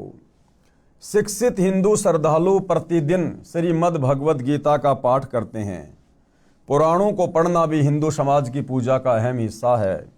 रामायण ग्रंथ व महाभारत ग्रंथ का पढ़ना सुनना मुख्य धर्म कर्म है, परंतु हिंदू श्रद्धालुओं को इन ग्रंथों का यथारूप में ज्ञान बिल्कुल भी नहीं है। यही कारण है कि ढेर सारी पूजा करके भी प्यासे ही हैं, मोक्ष नहीं है। शास्त्र विधि को त्याग के मनमानी साधना में पूरा हिंदू समाज लगा हुआ है। मंदिरों में पूजा हेतु जाना महत्वपूर्ण माना जाता है। तीर्थों पर भ्रमण करके धर्म लाभ उठाना, चारों धामों की यात्रा करके तथा कुंभ के वक्त पर भी में स्नान करके पुण्य कमाना भी नहीं चूकते, जो कि व्यर्थ की पूजा है। यानी भाइयों और बहनों, ये जितनी भी पूजा पाठ जो वर्तमान में हिंदू समाज में की जा रही है, दुनिया भर की गिनती भी नहीं है। ना पवित्र गीता जी में कहीं कोई लेख है, ना वेदों में कहीं इसका जिक्र है। सारे के सारे कर्मकांड हमारे ज्ञानहीन धर्म गुरुओं ने इन शास्त्रों की जानकारी ना होने के चलते आम समाज में उतार दी, और आम समाज बेचारा इन धर्म गुरुओं को प्रकांड ज्ञाता मानकर इनको फॉलो कर रहा है, जिस कारण से पूरे समाज की दुर्गति हुई पड़ी है। एक दिन एक हिंदू साधक से वार्ता हुई। हिंदू साधक यानी किसी हिंदू भगत से जो भक्ति करता है।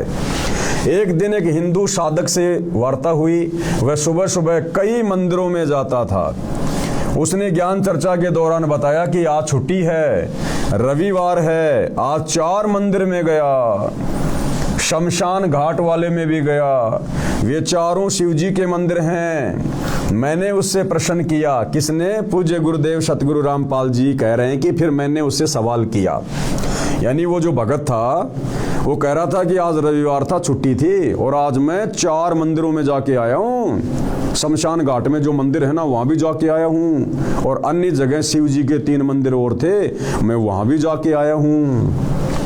तो गुरुदेव भगवान ने उससे सवाल किया कि हे भगत, आपको प्यास लगी हो, आपको शीतल मीठे जल की 3-4 टूटी इकट्ठी लगी मिल जाए, आप एक टूटी को खोलकर जल पियोगे, प्यास बुझ जाएगी। प्यास बुझाने के पश्चात क्या आप 2 फुट पर लगी दूसरी टूटी से भी जल पियोगे? तो गुरुदेव भगवान ने उससे क्या सवाल किया कि भगत जी एक बात बता, आपको भयंकर प्यास लगी है और सामने आपने देखा कि किसी टंकी के 3-4 टूटियां लगी हुई हैं, नल लगे हुए हैं। आपने सबसे पहले वाले नल को खोल के देखा, उसमें बड़ा मीठा शीतल जल है। आपने पानी पी लिया क्योंकि आपको प्यास लग रही थी, आपकी प्यास बुझ गई। क्या आप उसी टंकी में लगी हुई 3-4 जो और नल हैं, टूटियां हैं, क्या आप उनको भी खोलोगे? तो उसने कहा कि नहीं, आवश्यकता ही नहीं है। अगर मुझे पहली टूटी में पानी मिल गया, मेरी प्यास बुझ गई, तो बाकी टूटियों को मैं क्यों खोलूंगा? मैं मूर्ख हूं क्या? तो गुरुदेव भगवान ने कहा कि हे नादान प्राणी, तू कह रहा कि आज रविवार था, छुट्टी थी, मैं 4 मंदिरों में गया। अगर तेरे को पहले मंदिर में भगवान मिल जाता, तुझे शांति मिल जाती, तो फिर बाकी 3 मंदिरों में धक्के खाने की क्या आवश्यकता थी? इसका मतलब उन मंदिरों में तुझे शांति नहीं मिली, तुझे भगवान नहीं मिला। तो क्या कह रहे हैं गुरुदेव कि प्यास बुझाने के पश्चात क्या आप 2 फुट पर लगी दूसरी टूटी से भी जल पियोगे? उत्तर था कि प्यास बुझने पर कौन दूसरी टूटी को छुएगा? यदि टूटी में जल नहीं मिलता तो साथ वाली सब टूटियों को खोलकर पानी पीने की कोशिश करता। हे भगत, यानी गुरुदेव फिर उसको समझा रहे हैं कि हे भगत, इसी प्रकार आप परमात्मा से आत्मा को तृप्त करने यानी मन्नत मांगने गए।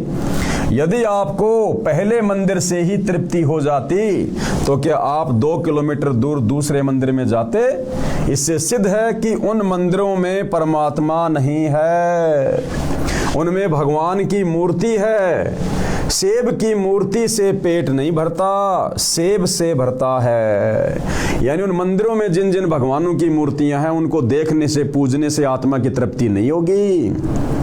उन मंदिरों में जो भगवान है, यथार्थ में उनकी सत भक्ति करने से, सच्चे गुरु से उपदेश लेकर उनके सत भक्ति बीज मंत्र, मूल मंत्र जाप करने से वो देवता जहां तक का लाभ दे सकते हैं, वो लाभ हमें प्राप्त हो सकता है। मात्र उनकी मूर्तियां बनाकर पूजने से, मंदिरों में सजाकर उनकी पूजा करने से, या तीर्थों पर जा जाकर उनकी मूर्तियां पूजने से हमारी आत्मा की तृप्ति नहीं हो सकती है। इससे सिद्ध है कि उन मंदिरों में परमात्मा नहीं है, उनमें भगवान की मूर्ति है। सेब की मूर्ति से पेट नहीं भरता, सेब से भरता है। इसी प्रकार परमात्मा की मूर्ति से परमात्मा का लाभ नहीं मिलता। केवल हमें ज्ञान होगा कि ये मूर्ति किस महापुरुष की है, उस महापुरुष ने अपने जीवन में कौन कौन से अच्छे कार्य किए, कौन कौन से बुरे कार्य किए। हम केवल उस महापुरुष की, उस भगवान की मूर्ति को देखकर हम उसके जीवन से शिक्षा ले सकते हैं, फायदा नहीं ले सकते। फायदा लेने के लिए तो हमने जिस प्रकार उस महापुरुष ने जैसी भक्ति करी, जैसी साधना की, जो यत्न किया, प्रयत्न किया, हमने भी वैसा ही करना पड़ेगा। उसके बाद हमें उस महापुरुष के जैसा फायदा मिलेगा। पवित्र हिंदू समाज में 4 वेद कौन से? ऋग्वेद, यजुर्वेद, सामवेद तथा अथर्ववेद। इनका नाम पूरे सम्मान के साथ लिया जाता है। माना जाता है कि वेदों में परमेश्वर की पूजा व साधना का सर्वोत्तम ज्ञान है। ये बात तो सभी मानते हैं कि भाई वेदों में परमात्मा का ज्ञान है, भक्ति का ज्ञान है। आश्चर्य की बात है कि 80% हिंदू समाज वेदों के विपरीत भक्ति कर्म करते हैं, लेकिन 80% हिंदू समाज के श्रद्धालु साधक उन्हीं वेदों के विपरीत कर्मकांड कर रहे हैं, मूर्ति पूजा कर रहे हैं, मंदिर पूजा कर रहे हैं, तथा 80% हिंदुओं ने वेदों की शकल भी नहीं देखी। बिल्कुल सत्य है भाइयों और बहनों।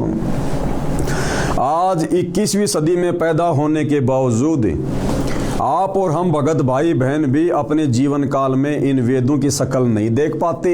यदि सतगुरु रामपाल जी हमें अपनी शरण में लेकर इन सदग्रंथों से परिचित नहीं करवाते तो हम भी अपने पूर्वजों की तरह इसी प्रकार भेड़ चाल में चलते रहते। जैसा हमारे धर्मगुरु हमें बताते रहते, हम उन्हीं को सत्य मानकर आगे बढ़ते रहते और अंत में हमारी मुक्ति नहीं बल्कि दुर्गति का रास्ता खुला हुआ होता। अब गुरुदेव भगवान कह रहे हैं विशेष यानी ध्यान देने योग्य बातें। विशेष हिंदू समाज श्रीमद् भगवद गीता को चारों वेदों का सार तथा संक्षिप्त रूप मानते हैं, क्योंकि 4 वेद भाइयों और बहनों बहुत ही मोटे ग्रंथ हैं, आम आदमी उनको नहीं पढ़ सकता। इसलिए महर्षि वेद व्यास जी ने चारों वेदों का संक्षिप्त ज्ञान गीता में लिख कर छोड़ दिया, लिपिबद्ध कर दिया। तो ये बात तो समस्त हिंदू समाज के लोग मानते हैं, गुरुजन भी मानते हैं कि श्रीमद् भगवद गीता में चारों वेदों वाला ज्ञान संक्षिप्त रूप में है, यानी शॉर्ट में है। हिंदू समाज श्रीमद् भगवद गीता को चारों वेदों का सार तथा संक्षिप्त रूप मानते हैं। गीता में वेद ज्ञान निष्कर्ष रूप में संक्षेप में कहा है, ये भी निर्विरोध राय है, यानी इस बात को सब मानते हैं। किसी बाबा की मृत्यु के पश्चात उसके शरीर को धरती में गाड़कर उसके ऊपर यादगार रूप में मंडी यानी छोटा मंदिर बनाकर फिर उसकी धोख खाना यानी पूजा करना, मत्था टेकना शुरू कर देते हैं। अपने जनों की मृत्यु के पश्चात उनके लिए घर या खेत में पितृ स्थान बनाते हैं। 4-5 ईंटों को रखकर एक झोपड़ी रूप बनाकर उस पर ज्योति जलाना भी पूजा का हिस्सा माना जाता है। ये है मुख्य पूजा पवित्र हिंदू समाज की, यानी वर्तमान में ये पूजा रह गई हिंदू समाज की। जो अपने आप को कहते हैं हम सनातनी हैं, हम वैदिक हैं, हम वेदों के रास्ते पर चल रहे हैं, हमारे से सर्वश्रेष्ठ भक्ति किसी की नहीं है, ना ईसाइयों की, ना मुसलमानों की, ना सिखों की। तो गुरुदेव भगवान यहाँ हमें निष्कर्ष दे रहे हैं कि नालायकों, तुमने तो केवल वेदों की शकल देखी है, बाकी सारी साधना वेदों के और गीता जी के विरुद्ध कर रहे हो। यह है मुख्य पूजा पवित्र हिंदू समाज की। अब आगे किसी ने सवाल किया भाइयों और बहनों, जिसका जवाब पूज्य गुरुदेव भगवान देंगे। प्रश्न नंबर 1, हिंदू धर्म के पवित्र शास्त्रों की स्थिति क्या है?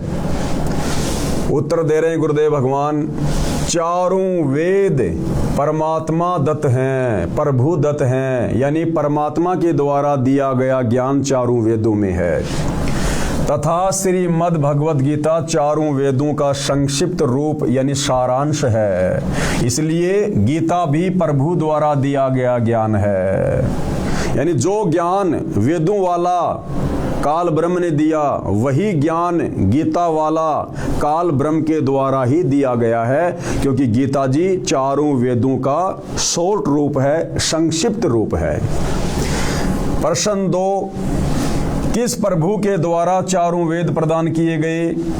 उत्तर दे रहे हैं गुरुदेव, परम अक्षर ब्रह्म यानी सत्य पुरुष ने प्रदान किए। यानी सर्वप्रथम भाइयों और बहनों ये वेदों का ज्ञान इस काल ब्रह्म को, ज्योति निरंजन को, ब्रह्मा विष्णु महेश के पिताजी को, दुर्गा के पति को, इस 21 ब्रह्मांड के राजा स्वामी भगवान उसको कुछ भी को, काल ब्रह्म जिसने गीता का ज्ञान बोला, सर्वप्रथम ये सारे वेद, इन वेदों का ज्ञान उस परम अक्षर ब्रह्म ने, सत्य पुरुष ने, कबीर देव ने इस काल ब्रह्म को दिए थे। आगे चलकर भाइयों और बहनों इस काल ब्रह्म ने जब उन वेदों को पढ़ा तो इसको पता चला कि इन वेदों में तो तेरी सारी पोल पट्टी खोल रखी है परमात्मा ने, कि तूने सतलोक में क्या क्या कुकर्म किया, क्यों तेरे को सतलोक से कबीर जी ने धक्के मारकर दुर्गा सहित और यहाँ नीचे 21 ब्रह्मांड में भेज दिया।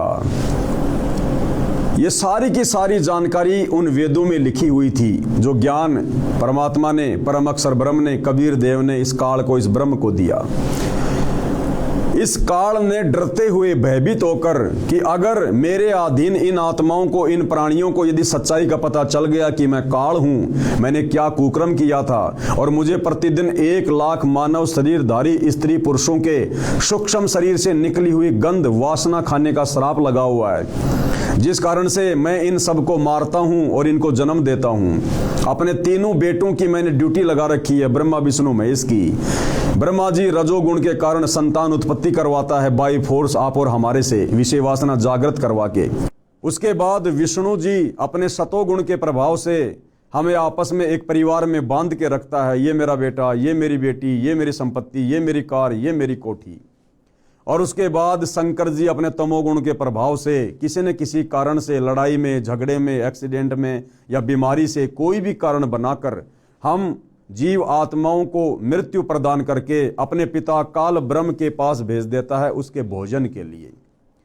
तो जब इस काल ब्रह्म ने उन वेदों वाला ज्ञान पढ़ा तो उसको लगा कि तेरी तो सारी पोल पट्टी खोल रखी है।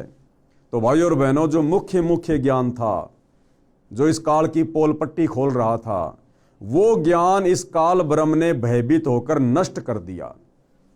और बाकी का ज्ञान जो इस काल की पूजा तक का था, वो ज्ञान इसने अपने बड़े बेटे ब्रह्मा को समुद्र मंथन के दौरान दे दिया।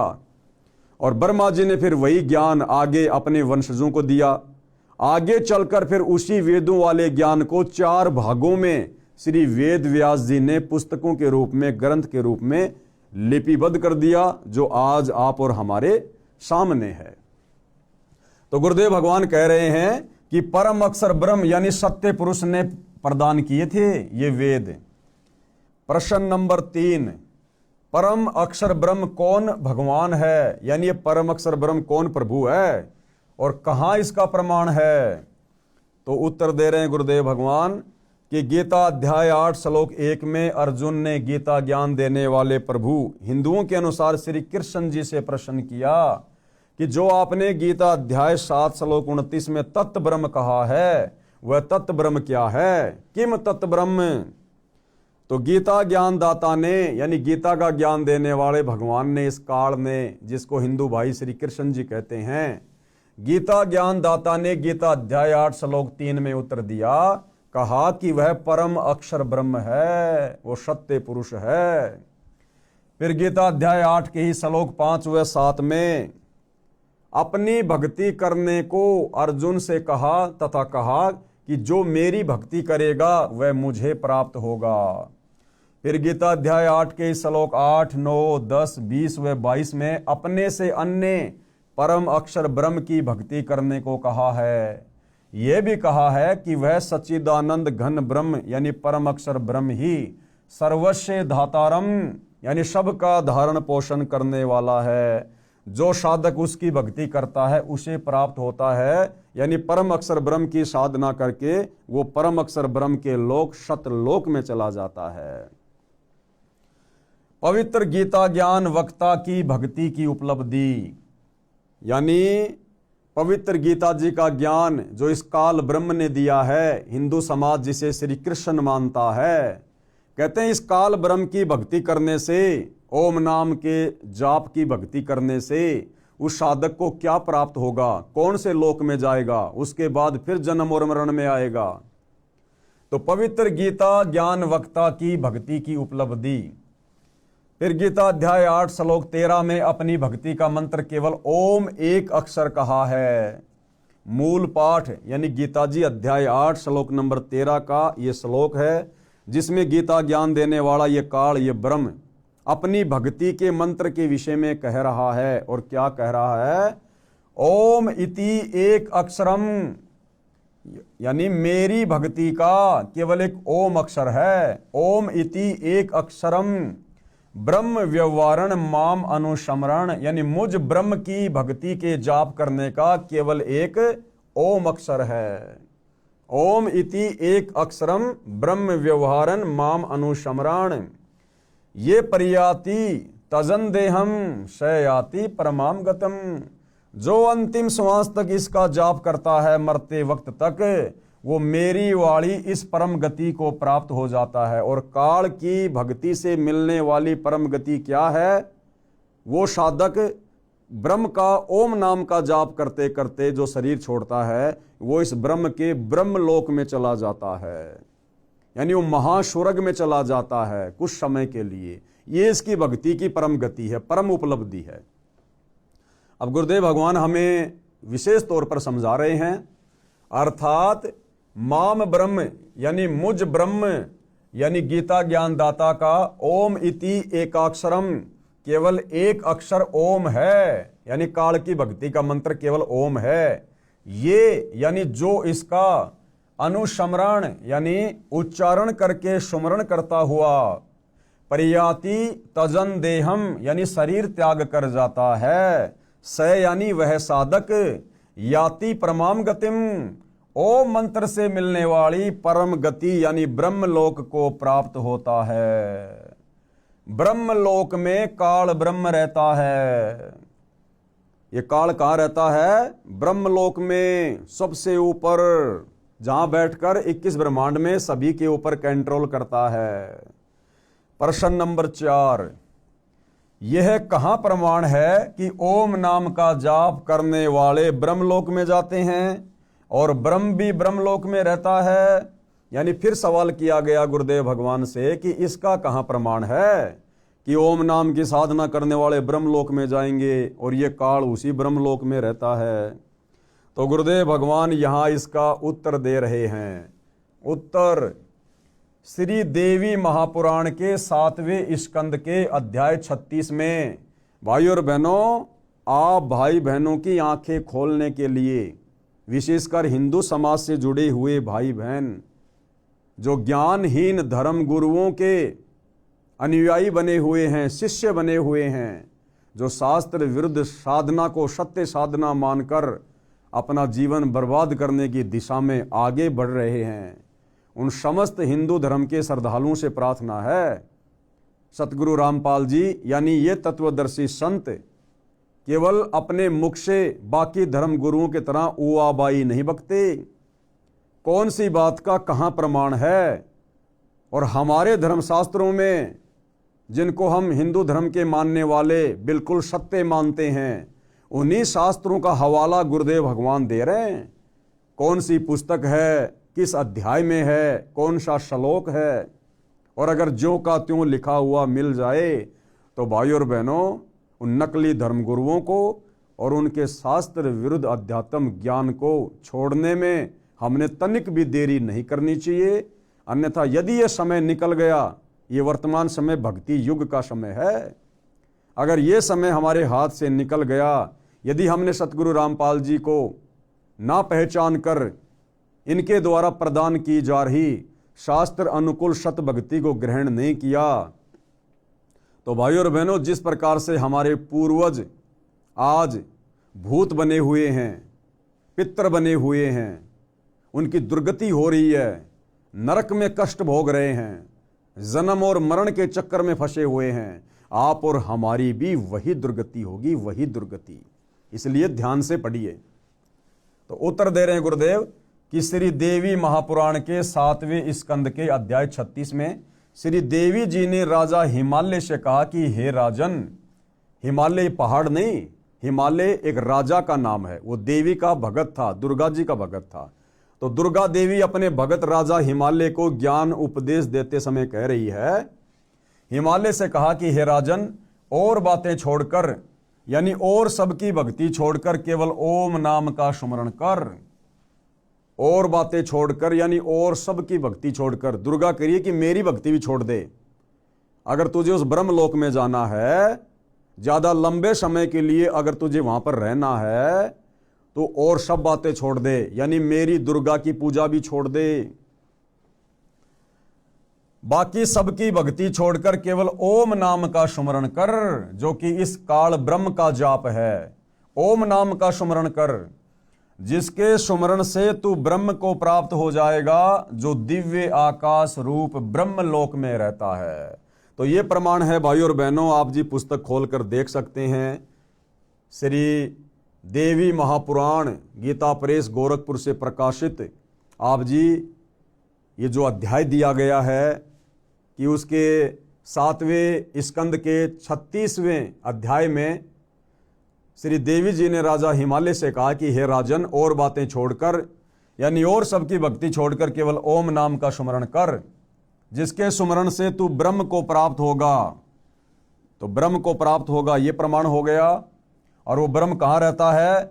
वो दिव्य आकाश रूप ब्रह्मलोक में रहता है, ये प्रमाण हो गया। ध्यान रहे, गीता अध्याय 8 श्लोक 16 में कहा है कि ब्रह्मलोक में गए साधक यानी भगत भी पुनरावर्ती यानी आवागमन यानी जन्म मरण के चक्कर में है।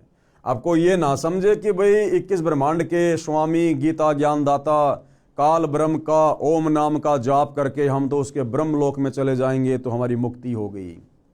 फिर यही ब्रह्म आगे चलकर गीता अध्याय 8 श्लोक नंबर 16 में कह रहा है कि ब्रह्मलोक पर्यंत सर्वलोक पुनरावर्ती में है, यानी आवागमन में है, जन्म और मरण में है, पूर्ण मुक्ति नहीं है इस ब्रह्म की साधना करने से।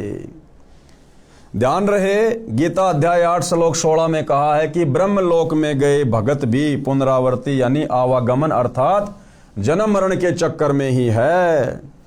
फिर आगे सवाल किया गया है, क्वेश्चन नंबर 5, हिंदू पक्ष गीता अध्याय 8 श्लोक 16 में यह भी कहा है कि हे अर्जुन, ब्रह्मलोक पर्यंत सब लोग पुनरावर्ती में है, परंतु कुंती पुत्र यानी अर्जुन मुझको प्राप्त होकर पुनर्जन्म नहीं होता। अब भाइयों और बहनों, यहां पर ये जो गीता के अनुवादक हैं, इन्होंने अपनी अटबट करनी शुरू कर दी। इन्होंने गीता के इस अध्याय के इस श्लोक का गलत अर्थ निकाल दिया कि हे अर्जुन, मुझको प्राप्त होकर फिर भगत फिर प्राणी पुनर्जन्म को प्राप्त नहीं होता। लेकिन इसका अर्थ ये नहीं है। इसका यथार्थ अर्थ आपको सतगुरु रामपाल जी इसके कर कमल से लिखा हुआ बताएंगे। अन्यथा भाइयों और बहनों, ये गीता ज्ञान देने वाला ब्रह्म पहले कह चुका है कि हे अर्जुन, तेरे और मेरे बहुत जन्म हो चुके हैं, तू नहीं जानता, मैं जानता हूं। हे अर्जुन, मेरे जन्म को, मेरी उत्पत्ति को ये देवता लोग, ये ऋषि लोग नहीं जानते, क्योंकि ये सारे मेरे से उत्पन्न हैं। फिर भला वो ये कैसे कह सकता, फिर भला वो ब्रह्म ये कैसे कहेगा आगे कि मुझे प्राप्त होकर फिर प्राणी का पुनर्जन्म नहीं होता। तो भाइयों और बहनों, ये सारी की सारी अटपट गीता का अनुवाद करने वाले अनुवादकों की है। ये इनका मनमुखी अनुवाद है, क्योंकि इनको तत्व ज्ञान नहीं था। इनकी बुद्धि श्री कृष्ण से ऊपर नहीं जा रही थी। इन्होंने श्री कृष्ण जी को अर्थात श्री विष्णु जी को ही सुप्रीम गॉड मान रखा था, जिस कारण से ये लोग यथावत गीता जी का अनुवाद नहीं कर पाए। इसको हम फिर से पढ़ेंगे भाइयों और बहनों। प्रश्न 5, हिंदू पक्ष गीता अध्याय 8 श्लोक 16 में यह भी कहा है कि हे अर्जुन, ब्रह्मलोक पर्यंत सब लोग पुनरावर्ती में है, यानी जन्म मरण में है, आवागमन में है, परंतु कुंती पुत्र मुझको प्राप्त होकर पुनर्जन्म नहीं होता। इससे स्पष्ट है कि गीता ज्ञान देने वाले को प्राप्त होकर पुनर्जन्म नहीं होता। उत्तर अब गुरुदेव बता रहे सच्चाई क्या है। इस श्लोक का अनुवाद गलत किया है। गुरुदेव कह रहे हैं कि हमारे धर्म गुरुओं ने इसका गलत अनुवाद किया है। विचार करो, गीता के ज्ञान देने वाले ने गीता अध्याय 8 श्लोक 13 में अपनी भक्ति का केवल एक ओम अक्षर बताया है। श्री देवी महापुराण के 7वें स्कंद में स्पष्ट है कि ओम नाम का जाप करने वाला ब्रह्मलोक में जाता है, ब्रह्म को प्राप्त होता है, ब्रह्मलोक में रहता है। गीता अध्याय 8 श्लोक 16 में स्पष्ट है कि ब्रह्मलोक में गए भगत यानी साधक भी पुनरावर्ती यानी जन्म मरण के चक्कर में है, वहां जाकर भी पुनः जन्म लेना होता है, पृथ्वी पर आना पड़ता है। ब्रह्म तो ब्रह्मलोक में रहता है। श्री देवी पुराण में प्रमाण है, ब्रह्म को प्राप्त करने वाला ही तो ब्रह्मलोक में जाएगा, तभी तो ब्रह्म को प्राप्त होगा। गीता अध्याय 8 श्लोक 16 में यही कहा है कि ब्रह्मलोक में जाने वाले भी जन्म मृत्यु के चक्कर में है। यदि गीता अध्याय 8 श्लोक 13 के मूल पाठ को ध्यान से देखें तो उसमें कहा है माम ब्रह्म यानी मुझ ब्रह्म का केवल एक ओम अक्षर है। मेरे से अन्य अनुवादकों ने, कौन कह रहे हैं? सतगुरु रामपाल जी, कि मेरे से अन्य अनुवादकों ने गीता अध्याय 8 श्लोक 16 का अनुवाद ठीक नहीं किया है। दास यानी लेखक सतगुरु रामपाल जी ने ठीक किया है, जो आगे किया हुआ है, यानी आगे हम देखेंगे। यदि अन्य अनुवादकों का सरलार्थ गीता अध्याय 8 श्लोक 16 का ठीक माने कि मुझे प्राप्त होकर पुनर्जन्म नहीं होता, यानी बाकी जितने भी गीता जी के अनुवादक हैं जो गीता अध्याय 8 श्लोक नंबर 16 का गलत अनुवाद कर रहे हैं कि हे अर्जुन, मेरे ब्रह्मलोक में जाने के बाद फिर जन्म और मृत्यु नहीं होती, तो गुरुदेव भगवान कह रहे हैं यदि हम इन अनुवादकों के इस अनुवाद को यदि हम सत्य माने तो फिर गीता जी के बाकी अध्याय फिर उनका क्या होगा? फिर वो झूठे साबित हो जाएंगे। क्यों? क्योंकि ये गीता ज्ञान देने वाला काल ब्रह्म पहले कह चुका है। क्या? जब गीता ज्ञान दाता ने गीता अध्याय 2 श्लोक 12, गीता अध्याय 4 श्लोक 5, गीता अध्याय 10 श्लोक 2 में तो अपने को जन्मने व मरने वाला कहा है, यानी इन श्लोकों में तो पहले ही गीता ज्ञान देने वाले काल ब्रह्म ने अपने विषय में बता दिया कि मेरा भी जन्म और मृत्यु होती है, अर्जुन तेरी भी होती है, सबकी होती है। फिर भला अध्याय 8 श्लोक नंबर 16 में वो ये कैसे कह देगा कि मुझ ब्रह्म को प्राप्त होकर मेरे ब्रह्म लोक में आकर फिर ये प्राणी कभी जन्म और मरण में नहीं आता। तो भाइयों और बहनों, ये अनुवादकों ने उनको तत्व ज्ञान ना होने के कारण, इन धर्म ग्रंथों की वास्तविक स्थिति का ज्ञान ना होने के कारण इन लोगों ने इस ब्रह्म को ही फाइनल गॉड मान लिया, फाइनल परमात्मा मान लिया, और इनकी बुद्धि इससे आगे नहीं गई और इन्होंने यही अपनी तरफ से अनुवाद कर दिया कि मुझ ब्रह्म को प्राप्त होकर फिर प्राणी जन्म और मरण में नहीं आता। जबकि गीता जी में खुद ये गीता ज्ञान देने वाला ब्रह्म गीता अध्याय 2 श्लोक 12, गीता अध्याय 4 श्लोक 5 और गीता अध्याय 10 श्लोक 2 में स्पष्ट कर रहा है कि मेरे जन्म और मृत्यु होती है। अर्जुन तू नहीं जानता, मैं जानता हूं। गीता ज्ञान दाता ने अपनी साधना का एक ओम अक्षर बताया है, तो वह ब्रह्म हुआ, यानी ओम इति एक अक्षर माम ब्रह्म अनुस्मरण। क्योंकि ओम नाम जाप तो ब्रह्म का है, जब वह स्वयं ही जन्मता मरता है तो गीता ज्ञान देने वाला ये नहीं कह सकता कि मुझे प्राप्त होकर पुनर्जन्म नहीं होता। गीता अध्याय 8 श्लोक 16 का अन्य अनुवादकों ने अनुवाद गलत किया है। इसी कारण से तो भाइयों और बहनों ये बिजली पड़ी हुई है। इस सनातनी पूजा को त्याग कर इन ज्ञानहीन धर्म गुरुओं के कहने पर हमने ये आधी अधूरी साधना ग्रहण कर ली, जिस कारण सतगुरु रामपाल जी को अब ये सत्य बताने के मार्ग में संघर्ष करना पड़ रहा है। गीता ज्ञानदाता ने स्वयं गीता के कई श्लोकों में अपना जन्म व मृत्यु बताया है। अविनाशी परमात्मा अपने से अन्य बताया है। मैं लेखक यानी सतगुरु रामपाल जी यही स्पष्ट करना चाहता हूं कि हमारे हिंदू धर्म गुरुओं ने अपने पवित्र ग्रंथों गीता, चारों वेदों, महाभारत तथा 18 पुराणों को नहीं समझा। अगर ये हमारे नादान धर्म गुरु आचार्य शंकराचार्य, आदि शंकराचार्य, अगर ये हमारे हिंदू धर्म के इन पवित्र ग्रंथों को, गीता जी को, 18 पुराणों को, वेदों को यदि अच्छे से समझ पाते तो आज भाई और बहनों इस प्रकार के गलत अनुवाद ना करते और ना ही इस हिंदू समाज को शास्त्र विरुद्ध साधना पर लगाते। कृपया पढ़ें मेरा अनुवाद गीता अध्याय 8 श्लोक 16 का। अब सतगुरु रामपाल जी परमेश्वर जी ने अर्थात उस तत्वदर्शी संत ने गीता अध्याय 8 श्लोक 16 का यथार्थ अनुवाद किया है। जिस तत्वदर्शी संत के विषय में गीता ज्ञान देने वाला काल ब्रह्म गीता अध्याय 4 श्लोक नंबर 34 में कह रहा कि हे अर्जुन, अगर तुझे कंप्लीट अध्यात्म की जानकारी चाहिए, अगर तुझे पूर्ण शांति चाहिए, मोक्ष प्राप्त करना है तो किसी तत्वदर्शी संत की खोज कर ले। तो भाई और बहनों, वो तत्वदर्शी संत वर्तमान में सतगुरु रामपाल जी है जो हमारे को यथार्थ अध्यात्म की जानकारी दे रहे हैं। और अब सतगुरु रामपाल जी ने गीता अध्याय 8 श्लोक नंबर 16 का यथार्थ अनुवाद करके इस पुस्तक के माध्यम से हिंदू समाज के सामने पेश किया है। केवल धैर्यपूर्वक निष्पक्ष होकर इसको समझने की आवश्यकता है।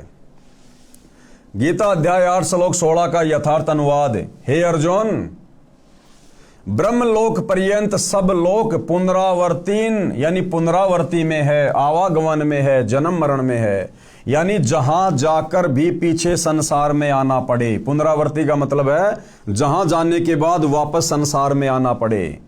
ऐसे है तू, परंतु कौनते, हे कुंती पुत्र, न विदते, जो ये नहीं जानते। न विदते का मतलब है जो ये नहीं जानते। क्या नहीं जानते? कि मेरे ब्रह्मलोक में जाने के बाद भी साधक को वापस आना पड़ता है। न विदते, जो यह नहीं जानते, माम उपेते, मुझे प्राप्त होकर भी उनका पुनर्जन्म होता है। भावार्थ है कि जो ये नहीं जानते कि ब्रह्मलोक में जाकर भी वापस आना पड़ता है, वे मेरी भक्ति करके मुझे प्राप्त होकर भी जन्म मरण के चक्कर में रह जाते हैं। ये है भाई और बहनों गीता अध्याय 8 श्लोक नंबर 16 का यथार्थ अनुवाद, जिसके अभाव में नादान हिंदू समाज ने इस काल ब्रह्म को ही सर्वश्रेष्ठ परमात्मा मान लिया और ये सोचकर कि ओम नाम के जाप से हमारी मुक्ति हो जाएगी, जन्म मरण से छुटकारा मिल जाएगा। लेकिन भाई और बहनों, जन्म मरण से छुटकारा इस काल से ऊपर जो सर्वश्रेष्ठ परमात्मा है, उत्तम पुरुषतु अन्य परमात्मा इति उधारते, उस परम अक्षर ब्रह्म की भक्ति करनी पड़ेगी। तत्वदर्शी संत से उपदेश लेकर तो आज मौका है। वह तत्वदर्शी संत जो उस समय अर्जुन को प्राप्त नहीं हुआ, आज वही तत्वदर्शी संत सौभाग्य से सतगुरु रामपाल जी के रूप में आप और हमें प्राप्त है। ध्यान रहे, गीता अध्याय 6 श्लोक 23 में विधात शब्द का अर्थ इन्हीं अनुवादकों ने जानना किया है। यदि इस श्लोक 16 में विदते का अर्थ जानना कर दिया जाए तो सीधा अर्थ हो जाता है न विदते, यानी जो ये नहीं जानते कि ओम नाम का जाप करके ब्रह्मलोक में गया हुआ साधक भी पुनरावर्ती में है। जैसे विद्या का अर्थ ज्ञान होता है, जब गीता ज्ञान देने वाला स्वयं कहता है कि मेरी जन्म मृत्यु होती है, तो इस अध्याय 8 श्लोक 16 में ये नहीं कह सकता कि मुझे प्राप्त होकर पुनर्जन्म नहीं होता। इससे स्पष्ट होता है कि हिंदू साहिबान नहीं समझे गीता वेद पुराण। इससे स्पष्ट हो जाता है कि हिंदू साहिबान यानी हिंदू धर्म के मानने वाले अपने ही धर्म की पवित्र पुस्तकों गीता वेद और पुराणों को नहीं समझ पाए। तो भाई और बहनों, थोड़ा धैर्य के साथ में आगे बढ़िए, अपने दिल को थाम कर, क्योंकि आप और हमारे हृदय में ये शास्त्र विरुद्ध अज्ञान हमारे ज्ञानहीन नादान धर्म गुरुओं ने तत्व ज्ञान के अभाव में बेहिसाब ठोक रखा है। और इस ज्ञान को, जो ज्ञान सतगुरु रामपाल जी वर्तमान में दे रहे हैं, इस ज्ञान को इस हृदय में समाने के लिए पहले हमने उस अज्ञान को बाहर निकालना पड़ेगा। और इसके दो ही तरीके हैं। पहला तरीका गुरुदेव ने बताया कि जिस प्रकार एक खारे जल से भरा हुआ मटका है, और यदि हमने उस खारे जल से भरे हुए मटके से वो खारा जल बाहर निकालना है और उसमें मीठा जल भरना है, तो उसके दो ही तरीके हैं। सबसे पहला तरीका तो ये है कि उस मटके को पूरी तरह से खाली कर दिया जाए और उसके बाद मीठा जल भरा जाए। और दूसरा तरीका है उस खारे जल में ऊपर से मीठा जल डालते रहो, कुछ देर बाद खारा जल निकल जाएगा, केवल मीठा जल रह जाएगा।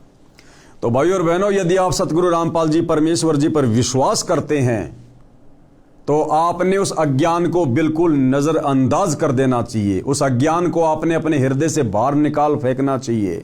और सतगुरु रामपाल जी के सत्संग, उनकी पुस्तकें बड़े धैर्यपूर्वक ध्यानपूर्वक सुननी चाहिए, देखनी चाहिए, पढ़नी चाहिए। या दूसरा तरीका यह है कि अपने दिल को थामकर निष्पक्ष होकर धैर्यपूर्वक सतगुरु रामपाल जी के सत ज्ञान को धीरे धीरे सुनते रहिए। सुनते रहने से, क्योंकि आत्मा को सच्चाई स्वीकार्य है। ये मन जो है ये बकवाद को ग्रहण करता है, झूठ को ग्रहण करता है, लेकिन आत्मा ये परमात्मा का अंश है। जब इसको सत्यता मिलेगी, ये धीरे धीरे उसको स्वीकार करेगी। तो आप धीरे धीरे उनके सत्संग यूट्यूब पर भी सुनते रहिए, मौका मिले उनकी पुस्तकें भी पढ़ते रहिए। तो धीरे धीरे सतज्ञान जब हृदय में उतरेगा तो पहले से जमा अज्ञान धीरे धीरे बाहर निकलना शुरू हो जाएगा, और एक दिन ऐसा होगा आपकी स्थिति भी हम भाई बहनों जैसी हो जाएगी। आप भी अपने परमपिता परमेश्वर को, कबीर देव को, परम अक्षर ब्रह्म को, जो वर्तमान में तत्वदर्शी संत की भूमिका करते हुए सतगुरु रामपाल जी के नाम से धरती पर प्रकट हैं, बड़ी आसानी से आप इनको पहचानोगे, जानोगे और अपनी आत्म कल्याण की दिशा में आप और हमारी तरह आगे बढ़ोगे। तो भाइयों और बहनों, पूज्य गुरुदेव भगवान के आशीर्वाद से आज की साथ संगति में केवल इतना ही। कल रात्रि 9 बजे फिर से हम सभी भाई बहन परमेश्वर हमें आगे क्या संदेशा दे रहे हैं, इस पवित्र पुस्तक हिंदू साहिबान नहीं समझे गीता वेद पुराण जानेंगे, समझेंगे। तो आज के लिए केवल इतना ही। परमेश्वर हम सबको आशीर्वाद दे, आज्ञा दे, हमारा मार्गदर्शन करे। बंदी छोड़ सतगुरु रामपाल जी भगवान की जय हो।